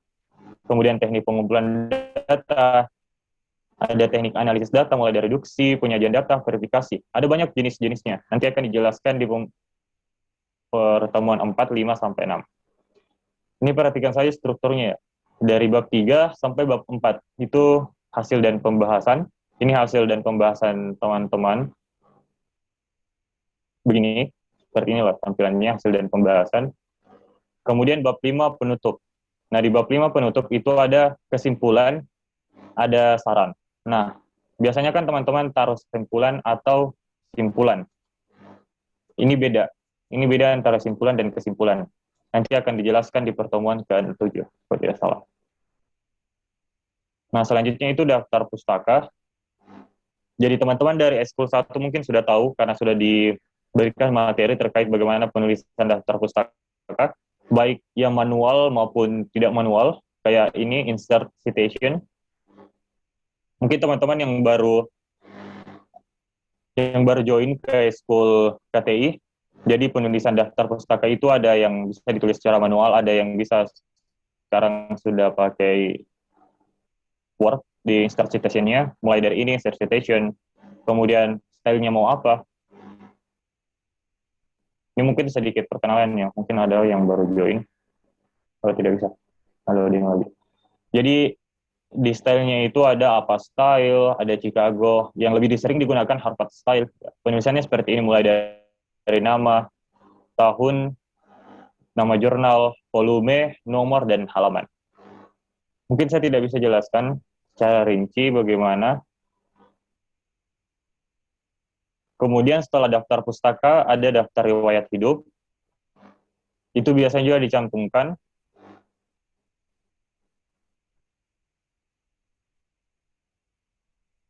Nah, daftar riwayat hidup. Tunggu ya. Nah, setelah daftar riwayat hidup, nah biasanya ada lampiran. Ini lampiran, tergantung teman-teman.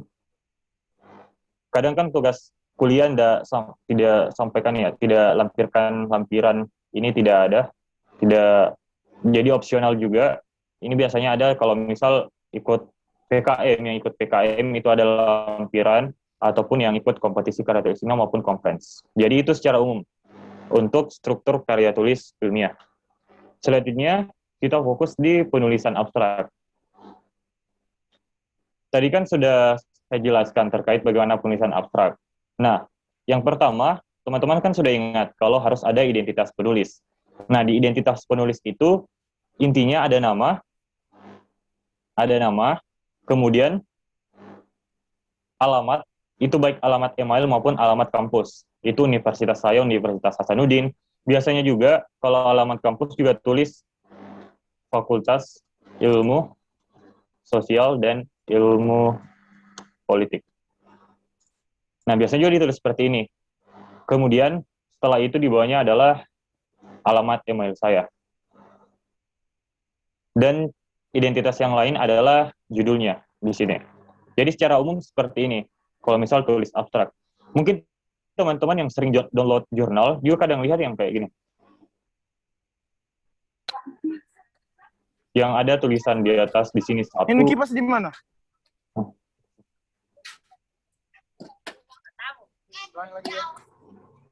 Ada satu di sini, kemudian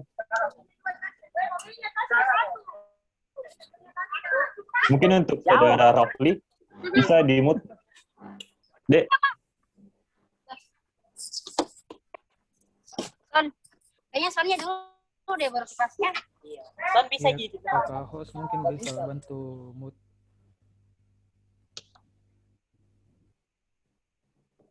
Oke, lanjut. Jadi biasanya teman-teman kalau lihat jurnal atau skripsi pasti kalau autorsnya atau penulisnya 2-3 orang, biasanya ada ditulis begini, satu di atas ujungnya. Misal yang tampil sekarang namanya Agus. Kemudian Nurbeti. Nah, ini biasanya ditulis gini, 2. Kemudian yang ini 3. Ini menandakan yang penulisan seperti ini adalah penulisannya lebih dari 1 orang. Jadi 2, 3, 4, 5, sampai seterusnya. Nah, ini menandakan juga untuk penanda nanti di alamat emailnya. Jadi di alamat emailnya juga itu dikasih. Ya ini 1. Kemudian alamat emailnya Agus, misal agus@gmail.com. Kemudian ditaruh lagi angkanya Agus di sini 2. Jadi dia adalah penulis kedua di karya tulis ilmiah ini. Kemudian Nurbeti sampai selanjutnya. Jadi seperti itu. Kalau misal penulisnya lebih dari 1, ini ditulisnya seperti ini. Jadi untuk penanda aja. Ini juga dituliskannya juga pada saat penulisan alamat kampusnya. Mungkin misal dari saya sendiri pernah kerjasama dengan universitas lain. Misal Universitas Indonesia ya. Jadi itu beda lagi.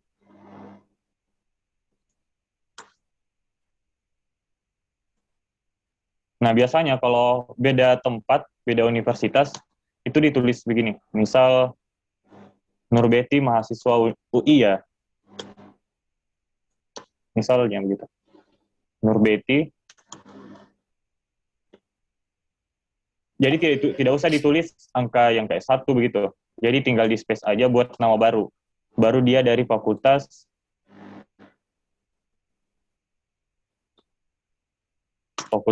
misal FISIP, langsung tulis aja ya FISIP. Misal dia FISIP UI, Universitas UI lah. Penulisannya itu tidak disingkat ya. Ini untuk saja. Misal begini, terus dia alamat emailnya.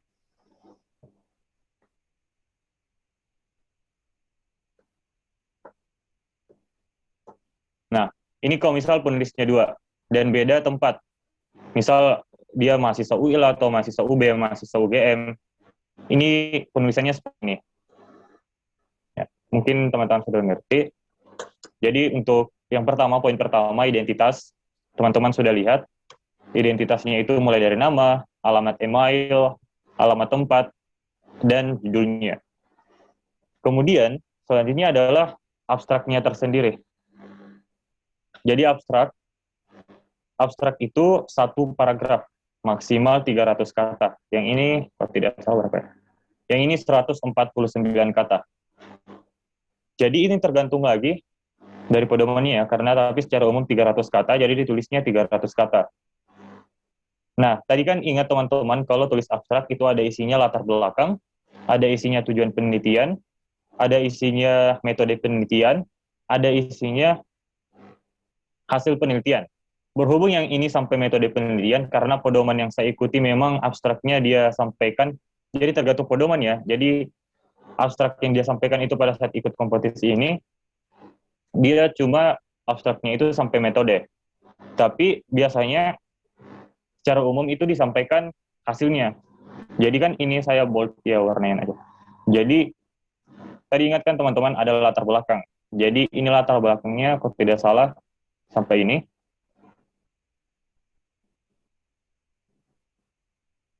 Ini latar belakangnya. Karena kan tadi ini isinya abstraknya ini cuma sampai metode. Jadi makanya cukup banyak ya bagian latar belakangnya. Biasanya itu kalau mau menyampaikan latar belakang di abstrak yang sampai hasil penelitian, itu paling tidak 1-2 kalimat. Jadi ini latar belakangnya. Misal paling inti latar belakangnya ini, misal di sektor ekonomi, pandemi COVID-19 menyebabkan kondisi perekonomian Kabupaten Bulukumba semakin memburuk, di mana pendapatan asli daerah atau PAD tahun 2020 menurun jika dibandingkan dengan tahun sebelumnya. Ini adalah inti dari latar belakangnya. Mengapa saya mengangkat penelitian ini? Karena pendapatan asli daerah di Bulukumba itu menurun pada saat pandemi COVID-19. Dan tujuan penelitiannya itu ini. Maka dari itu Kabupaten Bulukumba yang memiliki potensi lokal tope lele yang dapat dimanfaatkan sebagai peluang dalam menghadapi kondisi tersebut. Nah, ini tujuan penelitiannya. Kemudian, olehnya penulis menawarkan sebuah solusi, yaitu strategi pemberdayaan masyarakat berbasis industri kreatif dan sistem pemasaran melalui e-commerce yang diharapkan dapat berimplikasi terhadap perekonomian daerah dan kesejahteraan masyarakat, khususnya melestarikan seni warisan budaya. Ini sebenarnya masih masuk tujuan ya. Kemudian, yang selanjutnya itu metode penelitian. Karena kan sudah ada latar belakang, ada tujuan penelitian. Nah, metodenya ini, karena metode yang saya pakai itu metode kualitatif, jadi saya jelaskan. Metode penelitian ini berupa metode penelitian kualitatif dengan teknik pengumpulan data. Jadi, kita juga jelaskan teknik pengumpulan datanya apa. Jadi, mengumpulkan berbagai referensi melalui beberapa literatur kepustakaan. Ini namanya studi literatur ya, studi pustaka. Jadi, seperti itu. Untuk abstrak yang memang sudah diatur sampai metode. Nah, kalau misal teman-teman buat skripsi, itu biasanya sampai penelitian. Sampai hasil penelitian. Jadi setelah ini, setelah metode, langsung saja tulis. Hasil penelitian menunjukkan bahwa bla bla bla bla bla. Seperti itu. Jadi tinggal tuliskan saja hasil penelitian apa yang didapat. Hasil penelitian apa yang didapat dari penulisan karya tulis ilmiahnya. Jadi misal begini, hasil penelitian menunjukkan bahwa PAD di Bulukumba dapat meningkat melalui optimalisasi sistem pemasaran melalui e-commerce. Nah, ini hasil penelitian, bisa lagi ditambahkan 1 sampai 2 kalimat. Jadi teman-teman sudah tahu dari poin yang kedua, kalau dari isi abstraknya itu adalah latar belakang secara umum ya, latar belakang, tujuan penelitian, metode penelitian, dan hasil penelitian. Itu secara umumnya. Kemudian, poin yang ketiga adalah abstrak itu satu paragraf. Jadi ini satu paragraf ya. Jadi abstrak itu biasanya satu paragraf. Kemudian, rata kiri kanan, ingat ya, rata kiri kanan full justify. Jadi setelah itu pula dikasih space 1 atau spasi 1 lah, biasanya kita sebut di sini. Kan biasanya kalau kita buat kayak bagian isinya ya di pendahuluan, biasanya begini kan spasi 2 atau spasi 1,5. Nah, kalau abstrak itu wajib 1,0. Ini 1,0. Ini yang paling rendah ya dari spasi. Nah, seperti itu di aturan ketiga. Kemudian aturan keempat adalah kata kunci. Jadi di abstrak, di bawahnya itu pasti ditaruh namanya kata kunci atau keywords. Nah, kata kunci itu kan 3-5 kata. Yang di sini sampaikan, ada satu lagi, sini tunggu ya.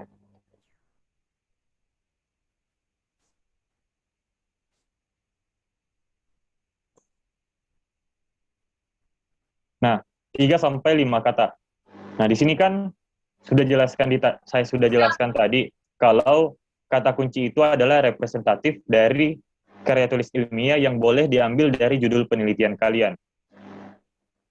Misal judul saya kan, mungkin strategi pemberdayaan masyarakat sebagai upaya peningkatan ekonomi lokal pasca pandemi COVID-19 melalui optimalisasi sistem pemasaran tope lele yang berbasis e-commerce di Kabupaten Bulukumba.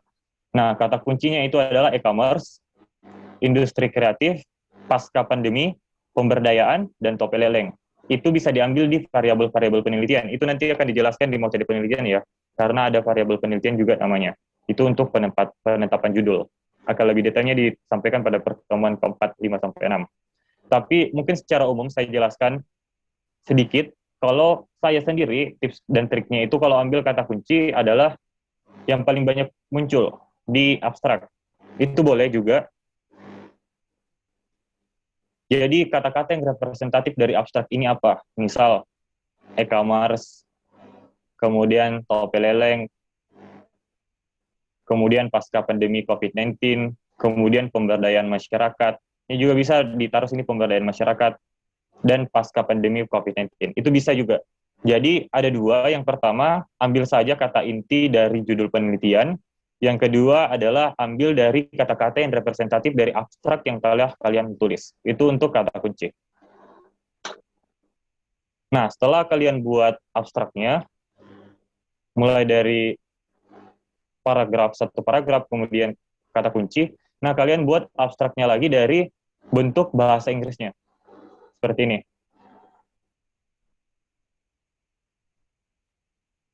Jadi tinggal buat aja.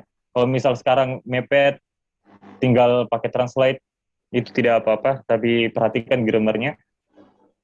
Mungkin yang sudah fasih bahasa Inggris, baik writing, tinggal tulis saja dalam hal bahasa Inggrisnya. Nah, mungkin itu saja untuk penyampaian materi saya hari ini, karena memang penyampaian materi saya hari ini adalah karya tulis struktur KTI dan penulisan abstrak. Jadi mungkin saya kembalikan ke moderator untuk buka sesi tanya jawab beberapa lah untuk terkait struktur KTI dan penulisan abstrak. Saya kembalikan ke moderator.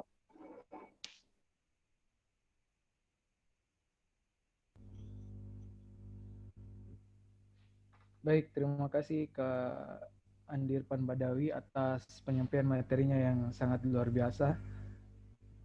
Ya, ini apa yang disampaikan oleh Kak Badawi menjadi pengenalan bagi teman-teman untuk pertemuan-pertemuan selanjutnya. Karena sebagaimana yang disampaikan tadi bahwa pada pertemuan selanjutnya itu akan saling berkaitan antara satu sama lain. Jadi ya, pertemuan pertama terkait struktur karya tulis ilmiah ini menjadi penting bagi teman-teman. Dan untuk lebih mendalami itu, teman-teman bisa menanyakan secara langsung terkait struktur karya tulis ilmiah dan penulisan abstrak. Ya, kita punya waktu sekitar 15 menit untuk sesi tanya jawab. Ya, dan bagi teman-teman yang mau bertanya, silakan menggunakan fitur raise hand, boleh juga menggunakan fitur chat atau menyalakan audionya secara langsung. Ya, penanya pertama saya persilahkan kepada Putri Wulan Asyifa. Ya, silakan. Ya, terima kasih atas kesempatan yang telah diberikan kepada saya. Jadi saya akan mengajukan pertanyaan terkait penulisan struktur dalam karya tulis ilmiah. Nah, dari pertemuan yang eskul pertama itu telah dijelaskan tentang jenis-jenis karya tulis ilmiah yang banyak macamnya karya tulis ilmiah. Nah, pertanyaan saya, jenis karya tulis yang seperti apa itu yang tidak mengharuskan menggunakan bagian penulisan abstrak. Jadi dari banyaknya macam karya tulis ilmiah itu jenis yang mana yang tidak mengharuskan penggunaan penulisan bagian abstrak ini. Itu saja Kak. Terima kasih banyak. Baik, terima kasih Putri Wulan Asyifa. Mungkin Kak Badawi ditampung dulu ya pertanyaannya. Oke, selanjutnya ada Muhammad Sahrul dari Sosiologi. Silakan. Baik, terima kasih Kak. Perkenalkan, nama saya Muhammad Sahrul dari Prodi Sosiologi. Baik, langsung saja. Pertanyaan saya itu mengenai tadi penulisan abstrak, Kak. Bisa kita ketika menulis abstrak, Kak, kita cantumkan nama dan juga jabatan kita, Kak. Misal kita cantumkan gelar mahasiswa atau dosen, Kak, begitu, Kak. Itu saja pertanyaan saya, Kak. Ya, terima kasih Sahrul atas pertanyaannya. Teman-teman yang lain, yuk silakan bertanya.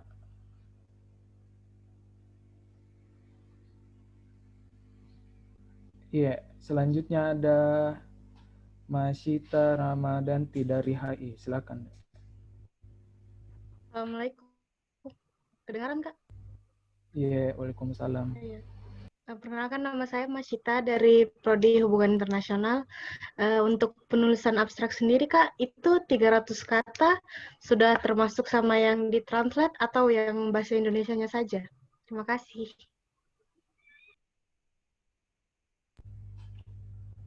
Baik, terima kasih Mas Sita atas pertanyaannya. Ya, mungkin untuk sesi tanya jawab pertama ini kita cukupkan dulu 3 penanya. Kalau ada waktu kita akan buka sesi kedua. Selanjutnya saya kembalikan kepada Kak Andi Irfan Badai untuk memberikan jawaban. Silakan Kak. Oke, terima kasih buat Aiman selaku moderator, dan terima kasih juga buat teman-teman yang sudah bertanya. Terima kasih buat kontributifnya untuk saling timbul balik lah antara pemateri dengan peserta. Jadi pertanyaan pertama mungkin dari saudari Putri Wulan Ashifa terkait dengan struktur KTI apa saja yang tidak wajib untuk menampilkan abstrak. Jadi struktur KTI yang tidak wajib untuk menampilkan abstrak, karena kan kemarin di Eskul 1 sudah dijelaskan jenis-jenis KTI. Jadi yang pertama adalah, mungkin teman-teman tahu makalah tugas biasa ya, paper, bukan makalah, tapi paper biasa yang dibuat untuk tugas kuliah, itu tidak wajib untuk menampilkan abstrak atau ringkasan. Yang kedua adalah opini. Jadi opini, tugas opini itu, opini misal yang ikut kompetisi opini maupun disuruh buat opini, itu kan opini termasuk karya tulis ilmiah, itu juga tidak termasuk untuk, tidak wajib untuk menampilkan abstrak atau ringkasan. Yang kedua adalah, setelah yang dua tadi, mulai dari paper tugas kuliah atau paper biasa, kemudian opini, yang ketiga adalah makalah. Tapi makalah itu banyak jenisnya, karena karya tulis ilmiah yang saya tampilkan ini juga termasuk makalah. Laporan pun termasuk makalah. Nah, yang makalah yang saya maksud adalah makalah pada saat tugas-tugas kuliah. Jadi, ketika teman-teman disuruh buat tugas kuliah, makalah, itu makalah dalam bentuk kelompok, itu tidak wajib untuk menampilkan abstrak. Karena memang secara struktur, biasanya kalau kita buat tugas kuliah dalam bentuk makalah, itu cuma ada kata pengantar, langsung daftar isi, kemudian lompat ke bab 1, bab 2 pembahasan, dan bab 3 penutup. Itu biasanya secara umum yang saya dapatkan ketika diajar sama dosen-dosen saya. Nah, itu. Selanjutnya, untuk karya tulis ilmiah lainnya, mungkin sudah wajib ya untuk mencantumkan abstrak, mulai dari skripsi, untuk X1, untuk dekri X1, kemudian tesis, itu S2, sampai S3 pun yang dokter juga pasti wajib menampilkan abstrak. Kemudian yang proceeding, teman-teman tahu proceeding, itu hampir sama jenisnya lah dengan jurnal ilmiah atau artikel ilmiah, itu wajib untuk menampilkan abstrak. Kemudian karya tulis ilmiah seperti PKM, jadi mungkin teman-teman tahunya kalau misal pada saat pembuatan proposal itu tidak mencantumkan abstrak, tapi pada saat sudah lolos pendanaan dan dapat dana dari Dikti, ketika buat laporan kemajuan dan laporan akhir itu mencantumkan abstrak.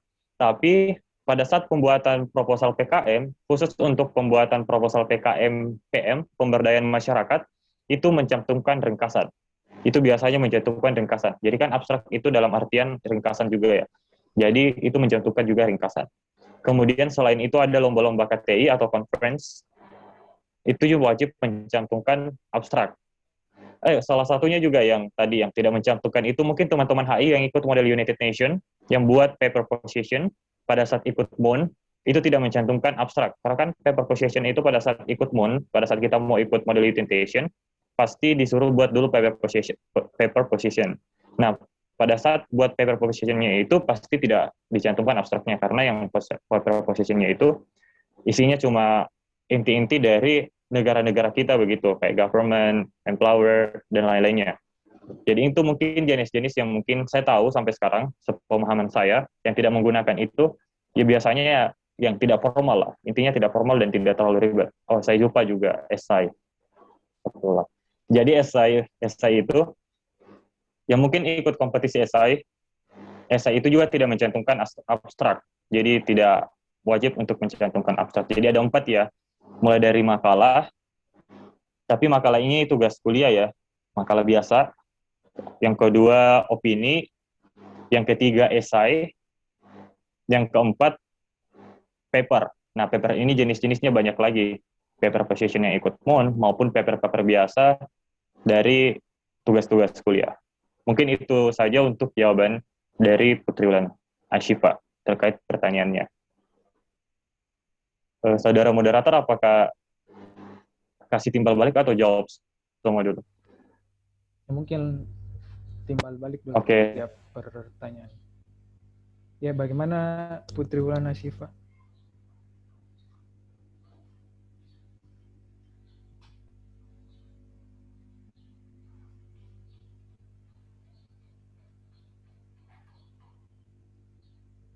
Halo. Iya, Kak. Ya, Tapi bagaimana Dek? putus-putus suara, Kak. Ya, bagaimana? Ya, Apakah ada tanggapan? iya, tidak ada. Terima kasih, Kak. Sudah sangat paham. Oke, Dek, makasih.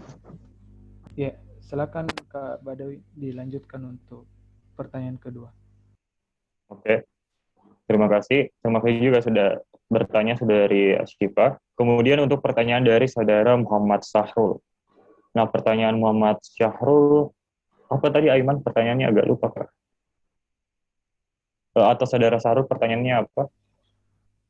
Iya, Muhammad. Iya, bisa diulangi mungkin intinya. Tadi bisa kita cantumkan juga jabatan kita, Kak. Misalnya kita sebagai mahasiswa atau sebagai dosen atau guru besar, Kak, di dalam abstrak, Kak, penulisan abstrak. Oke. Jadi untuk penulisan jabatan atau jabatan dari kita sendiri itu boleh dicantumkan. Misal saya sendiri adalah mahasiswa Fakultas Ilmu Sosial dan Ilmu Politik Universitas Hasanuddin. Itu bisa dicantumkan. Kalau misal dosen, mungkin Syahrul pasti sering lihat jurnal, makanya tadi ditanyakan karena tadi tidak dituliskan. Mungkin pada saat buat tugas, memang pada saat jurnal yang biasanya itu juga sering mencantumkan jabatannya. Mahasiswa, Fakultas Ilmu Sosial, kemudian dosen. Kemarin waktu kolaborasi, saya dan dosen, beliau tulis dosennya itu dosen program studi atau jurusan saja. Jurusan Ilmu Pemerintahan. Universitas Hasanuddin. Namanya Bapak Haryanto. Ya, Haryanto. Nah, dia tulis begini. Ini tergantung lagi ya. Tapi misal untuk kita sendiri yang mahasiswa dan dosen itu boleh. Misal juga kita adalah mahasiswa dokter atau mahasiswa magister, itu boleh juga dicantumkan nanti kalau misal teman-teman ada yang lanjutkan studi, mahasiswa, kalau misal kita yang mahasiswa S1 juga masih sering ada yang tampilkan mahasiswa S1 jurusan Ilmu Pemerintahan. Ini juga boleh. Jadi untuk pertanyaannya Syahrul, untuk mencantumkan jabatan itu sangat boleh dalam hal penulisan abstrak. Saya kembalikan ke moderator. Ya, terima kasih Kak. Bagaimana Muhammad Syahrul? Iya, makasih Kak, sudah jelas Kak. Ya, terima kasih. Ya, selanjutnya mungkin dijawab Kak pertanyaan dari Masita Ramadanti. Oke, untuk pertanyaan Masita, apakah maksimal kata 300 itu ini cuma bagian abstrak ini saja atau keseluruhan?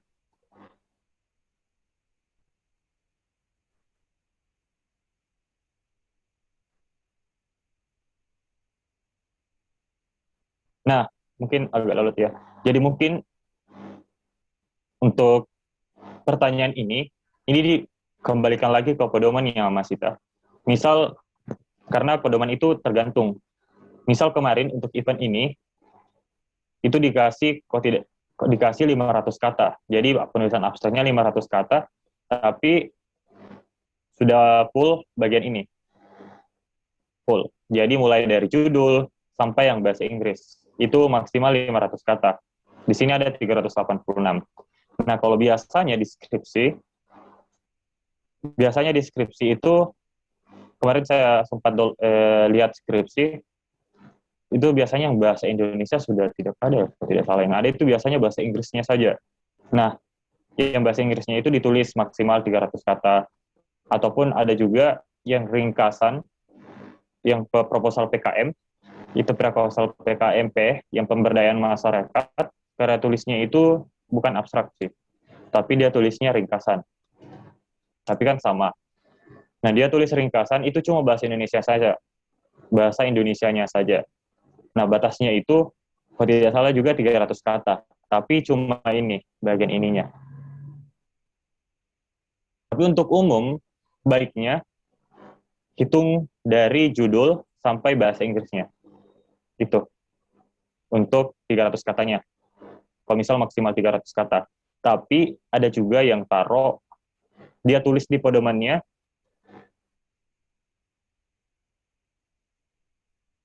minimal 300 kata. Yang kayak tadi, itu cuma hitung bagian ini, dari kata kunci sampai abstrak yang ringkasan. Yang secara umumnya ya, secara umumnya itu 300 kata, abstraknya begini. Jadi dia hitung tidak hitung identitas, tidak hitung mulai judul penelitian, ataupun yang bahasa Inggris. Jadi dia tulis ini saja.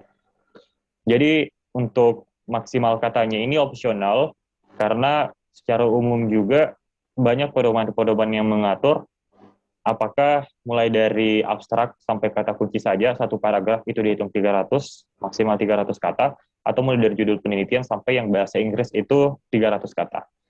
Jadi opsional untuk Meshita, jadi saya juga tidak bisa pastikan apakah wajib tidak 300 katanya, karena opsional, itu tergantung pedomannya. Tapi secara umum, yang sering saya dapatkan itu biasanya 300 kata full dari judul sampai bahasa Inggris. Itu pun kalau tidak ada bahasa Inggrisnya, cuma ringkasan saja, itu dihitung dari judul sampai yang bahasa Indonesia. Begitu untuk maksimal katanya atau words-nya. Saya kembalikan ke moderator. Terima kasih Kak atas jawabannya. Ya, saya kembalikan ke saudari penanya.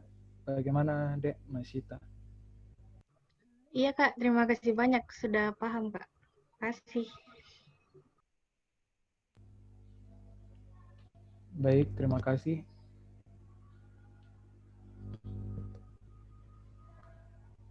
Ya, mungkin dari teman-teman apakah masih ada pertanyaan?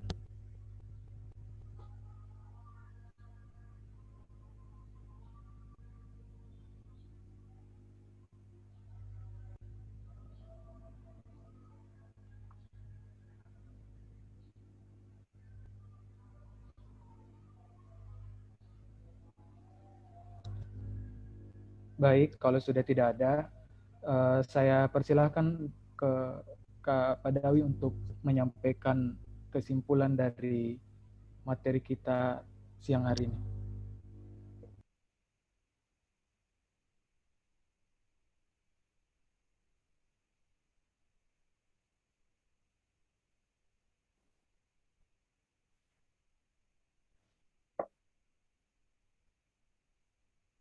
Oke, terima kasih buat Aiman untuk tadi sesi tanya jawabnya, dan terima kasih juga buat peserta sudah kontributif aktif dalam sesi materi pada siang hari ini. Terima kasih. Untuk kesimpulan saya juga mau terima kasih untuk kesimpulannya sendiri. Satu saja saya mau sampaikan ke teman-teman, buat karya tulis ilmiah itu tidak semudah membalikkan telapak tangan, tidak mudah, butuh prepare yang banyak, apalagi khususnya untuk karya tulis ilmiah yang kompleks. Mungkin untuk tugas-tugas kuliah, saya rasa dari penyampaian saja saya sudah bisa mengcover. Untuk teman-teman nanti sudah bisa buat struktur makalah atau tugas kuliah dan paper yang disampaikan sama dosen. Karena kan benefitnya ini juga salah satunya adalah ketika kalian implementasikan di perkuliahan. Jadi saya harap teman-teman bisa gunakan sebaik mungkin materi pada siang hari ini, diimplementasikan di tugas kuliah, supaya nanti ada pembeda lah orang-orang yang ikut ekskul 1 KTI sama orang ekskul 1 dan ekskul 2 KTI sama orang-orang yang tidak ekskul KTI. Jadi teman-teman ini sangat beruntung ikut ekskul 2 KTI, karena dari pertemuan pertama sampai pertemuan terakhir akan dapatkan materi yang betul-betul bahas tentang full karya tulis ilmiah dari awal sampai akhir. Jadi secara jelas nanti sangat bermanfaat ketika kuliah maupun ketika mengikuti kompetisi.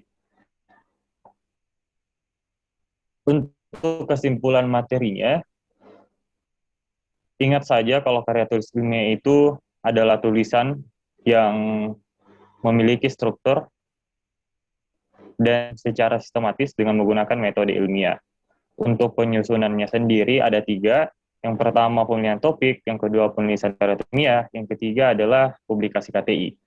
Nah, selanjutnya untuk struktur KTI, mungkin teman-teman sudah tahu secara umum ya, kalau misal pada saat buat tugas ada sampul, ada daftar isi, ada kata pengantar, tapi di Prisma dijelaskan untuk kompleksnya mulai dari abstrak, bab 1, bab 2, bab 3, bab 4.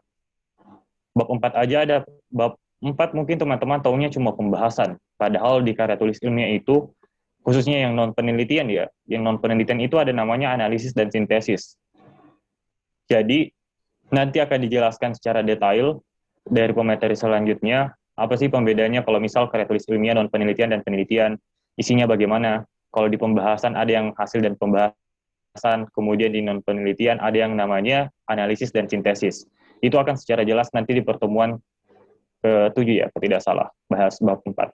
Jadi untuk bab 5 juga penutup, teman-teman juga akan tahu tentang perbedaan antara simpulan dan kesimpulan, karena masih banyak orang yang masih salah penempatan antara penempatan kata kesimpulan dan simpulan.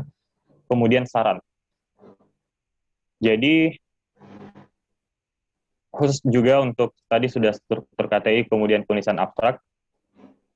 Teman-teman catat baik-baik bagaimana penulisan abstrak, karena saya sudah tunjukkan secara langsung juga bagaimana menulisnya, bagaimana hal-hal yang harus diperhatikan. Intinya, semangat untuk belajar karya tulis ilmiah, karena itu tadi karya tulis ilmiah tidak semudah membalikkan telapak tangan. Mungkin teman-teman juga kayak merasa ribet, ternyata buat KTI itu ribet. Ya memang ribet, tapi benefitnya banyak, apalagi nanti pada saat skripsi ya, tugas akhir. Itu penentu kelulusan kalian nanti. Makanya kalau kalian sudah belajar dari sekarang, nanti tidak keteteran dan tidak kewalahan. Mungkin itu yang bisa saya sampaikan.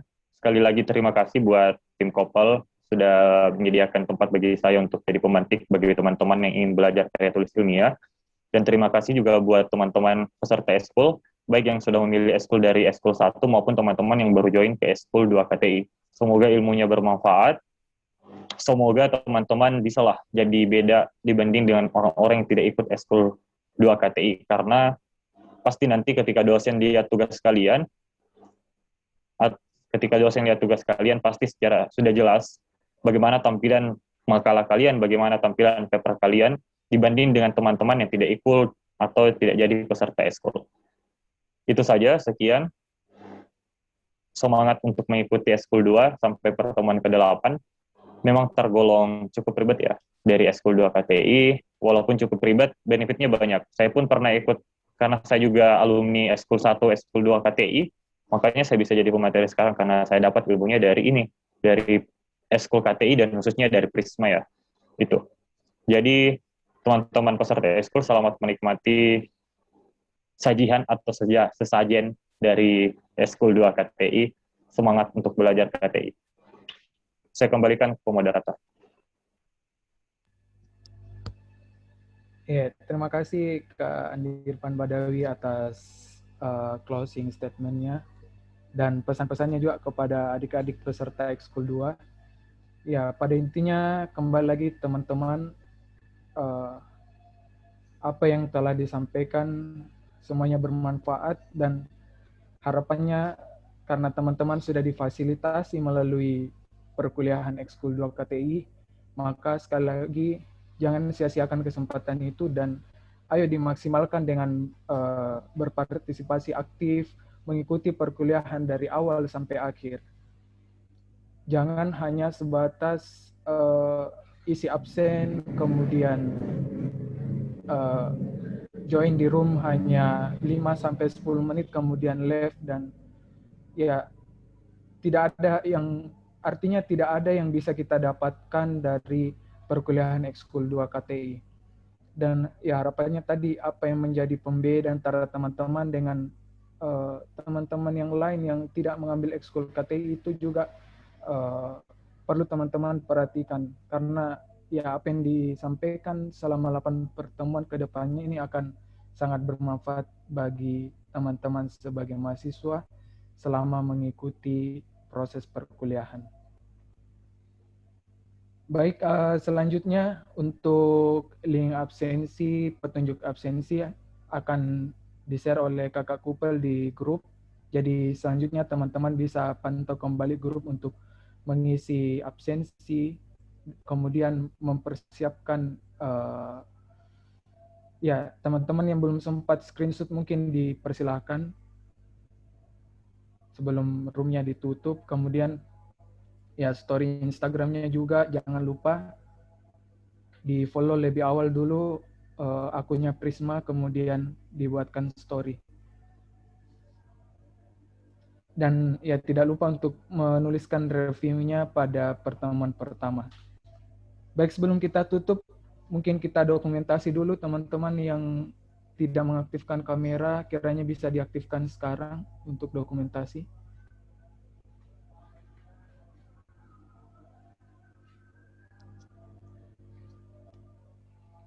Itu kan kalau sesi dokumentasi itu mukanya sudah fresh kembali, yang tampan makin tampan.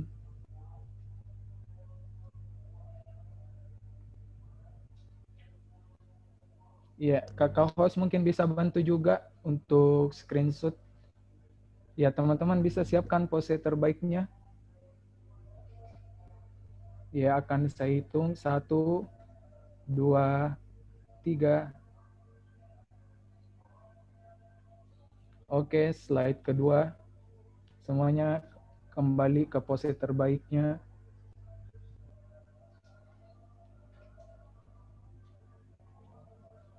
Ya, 1, 2, 3.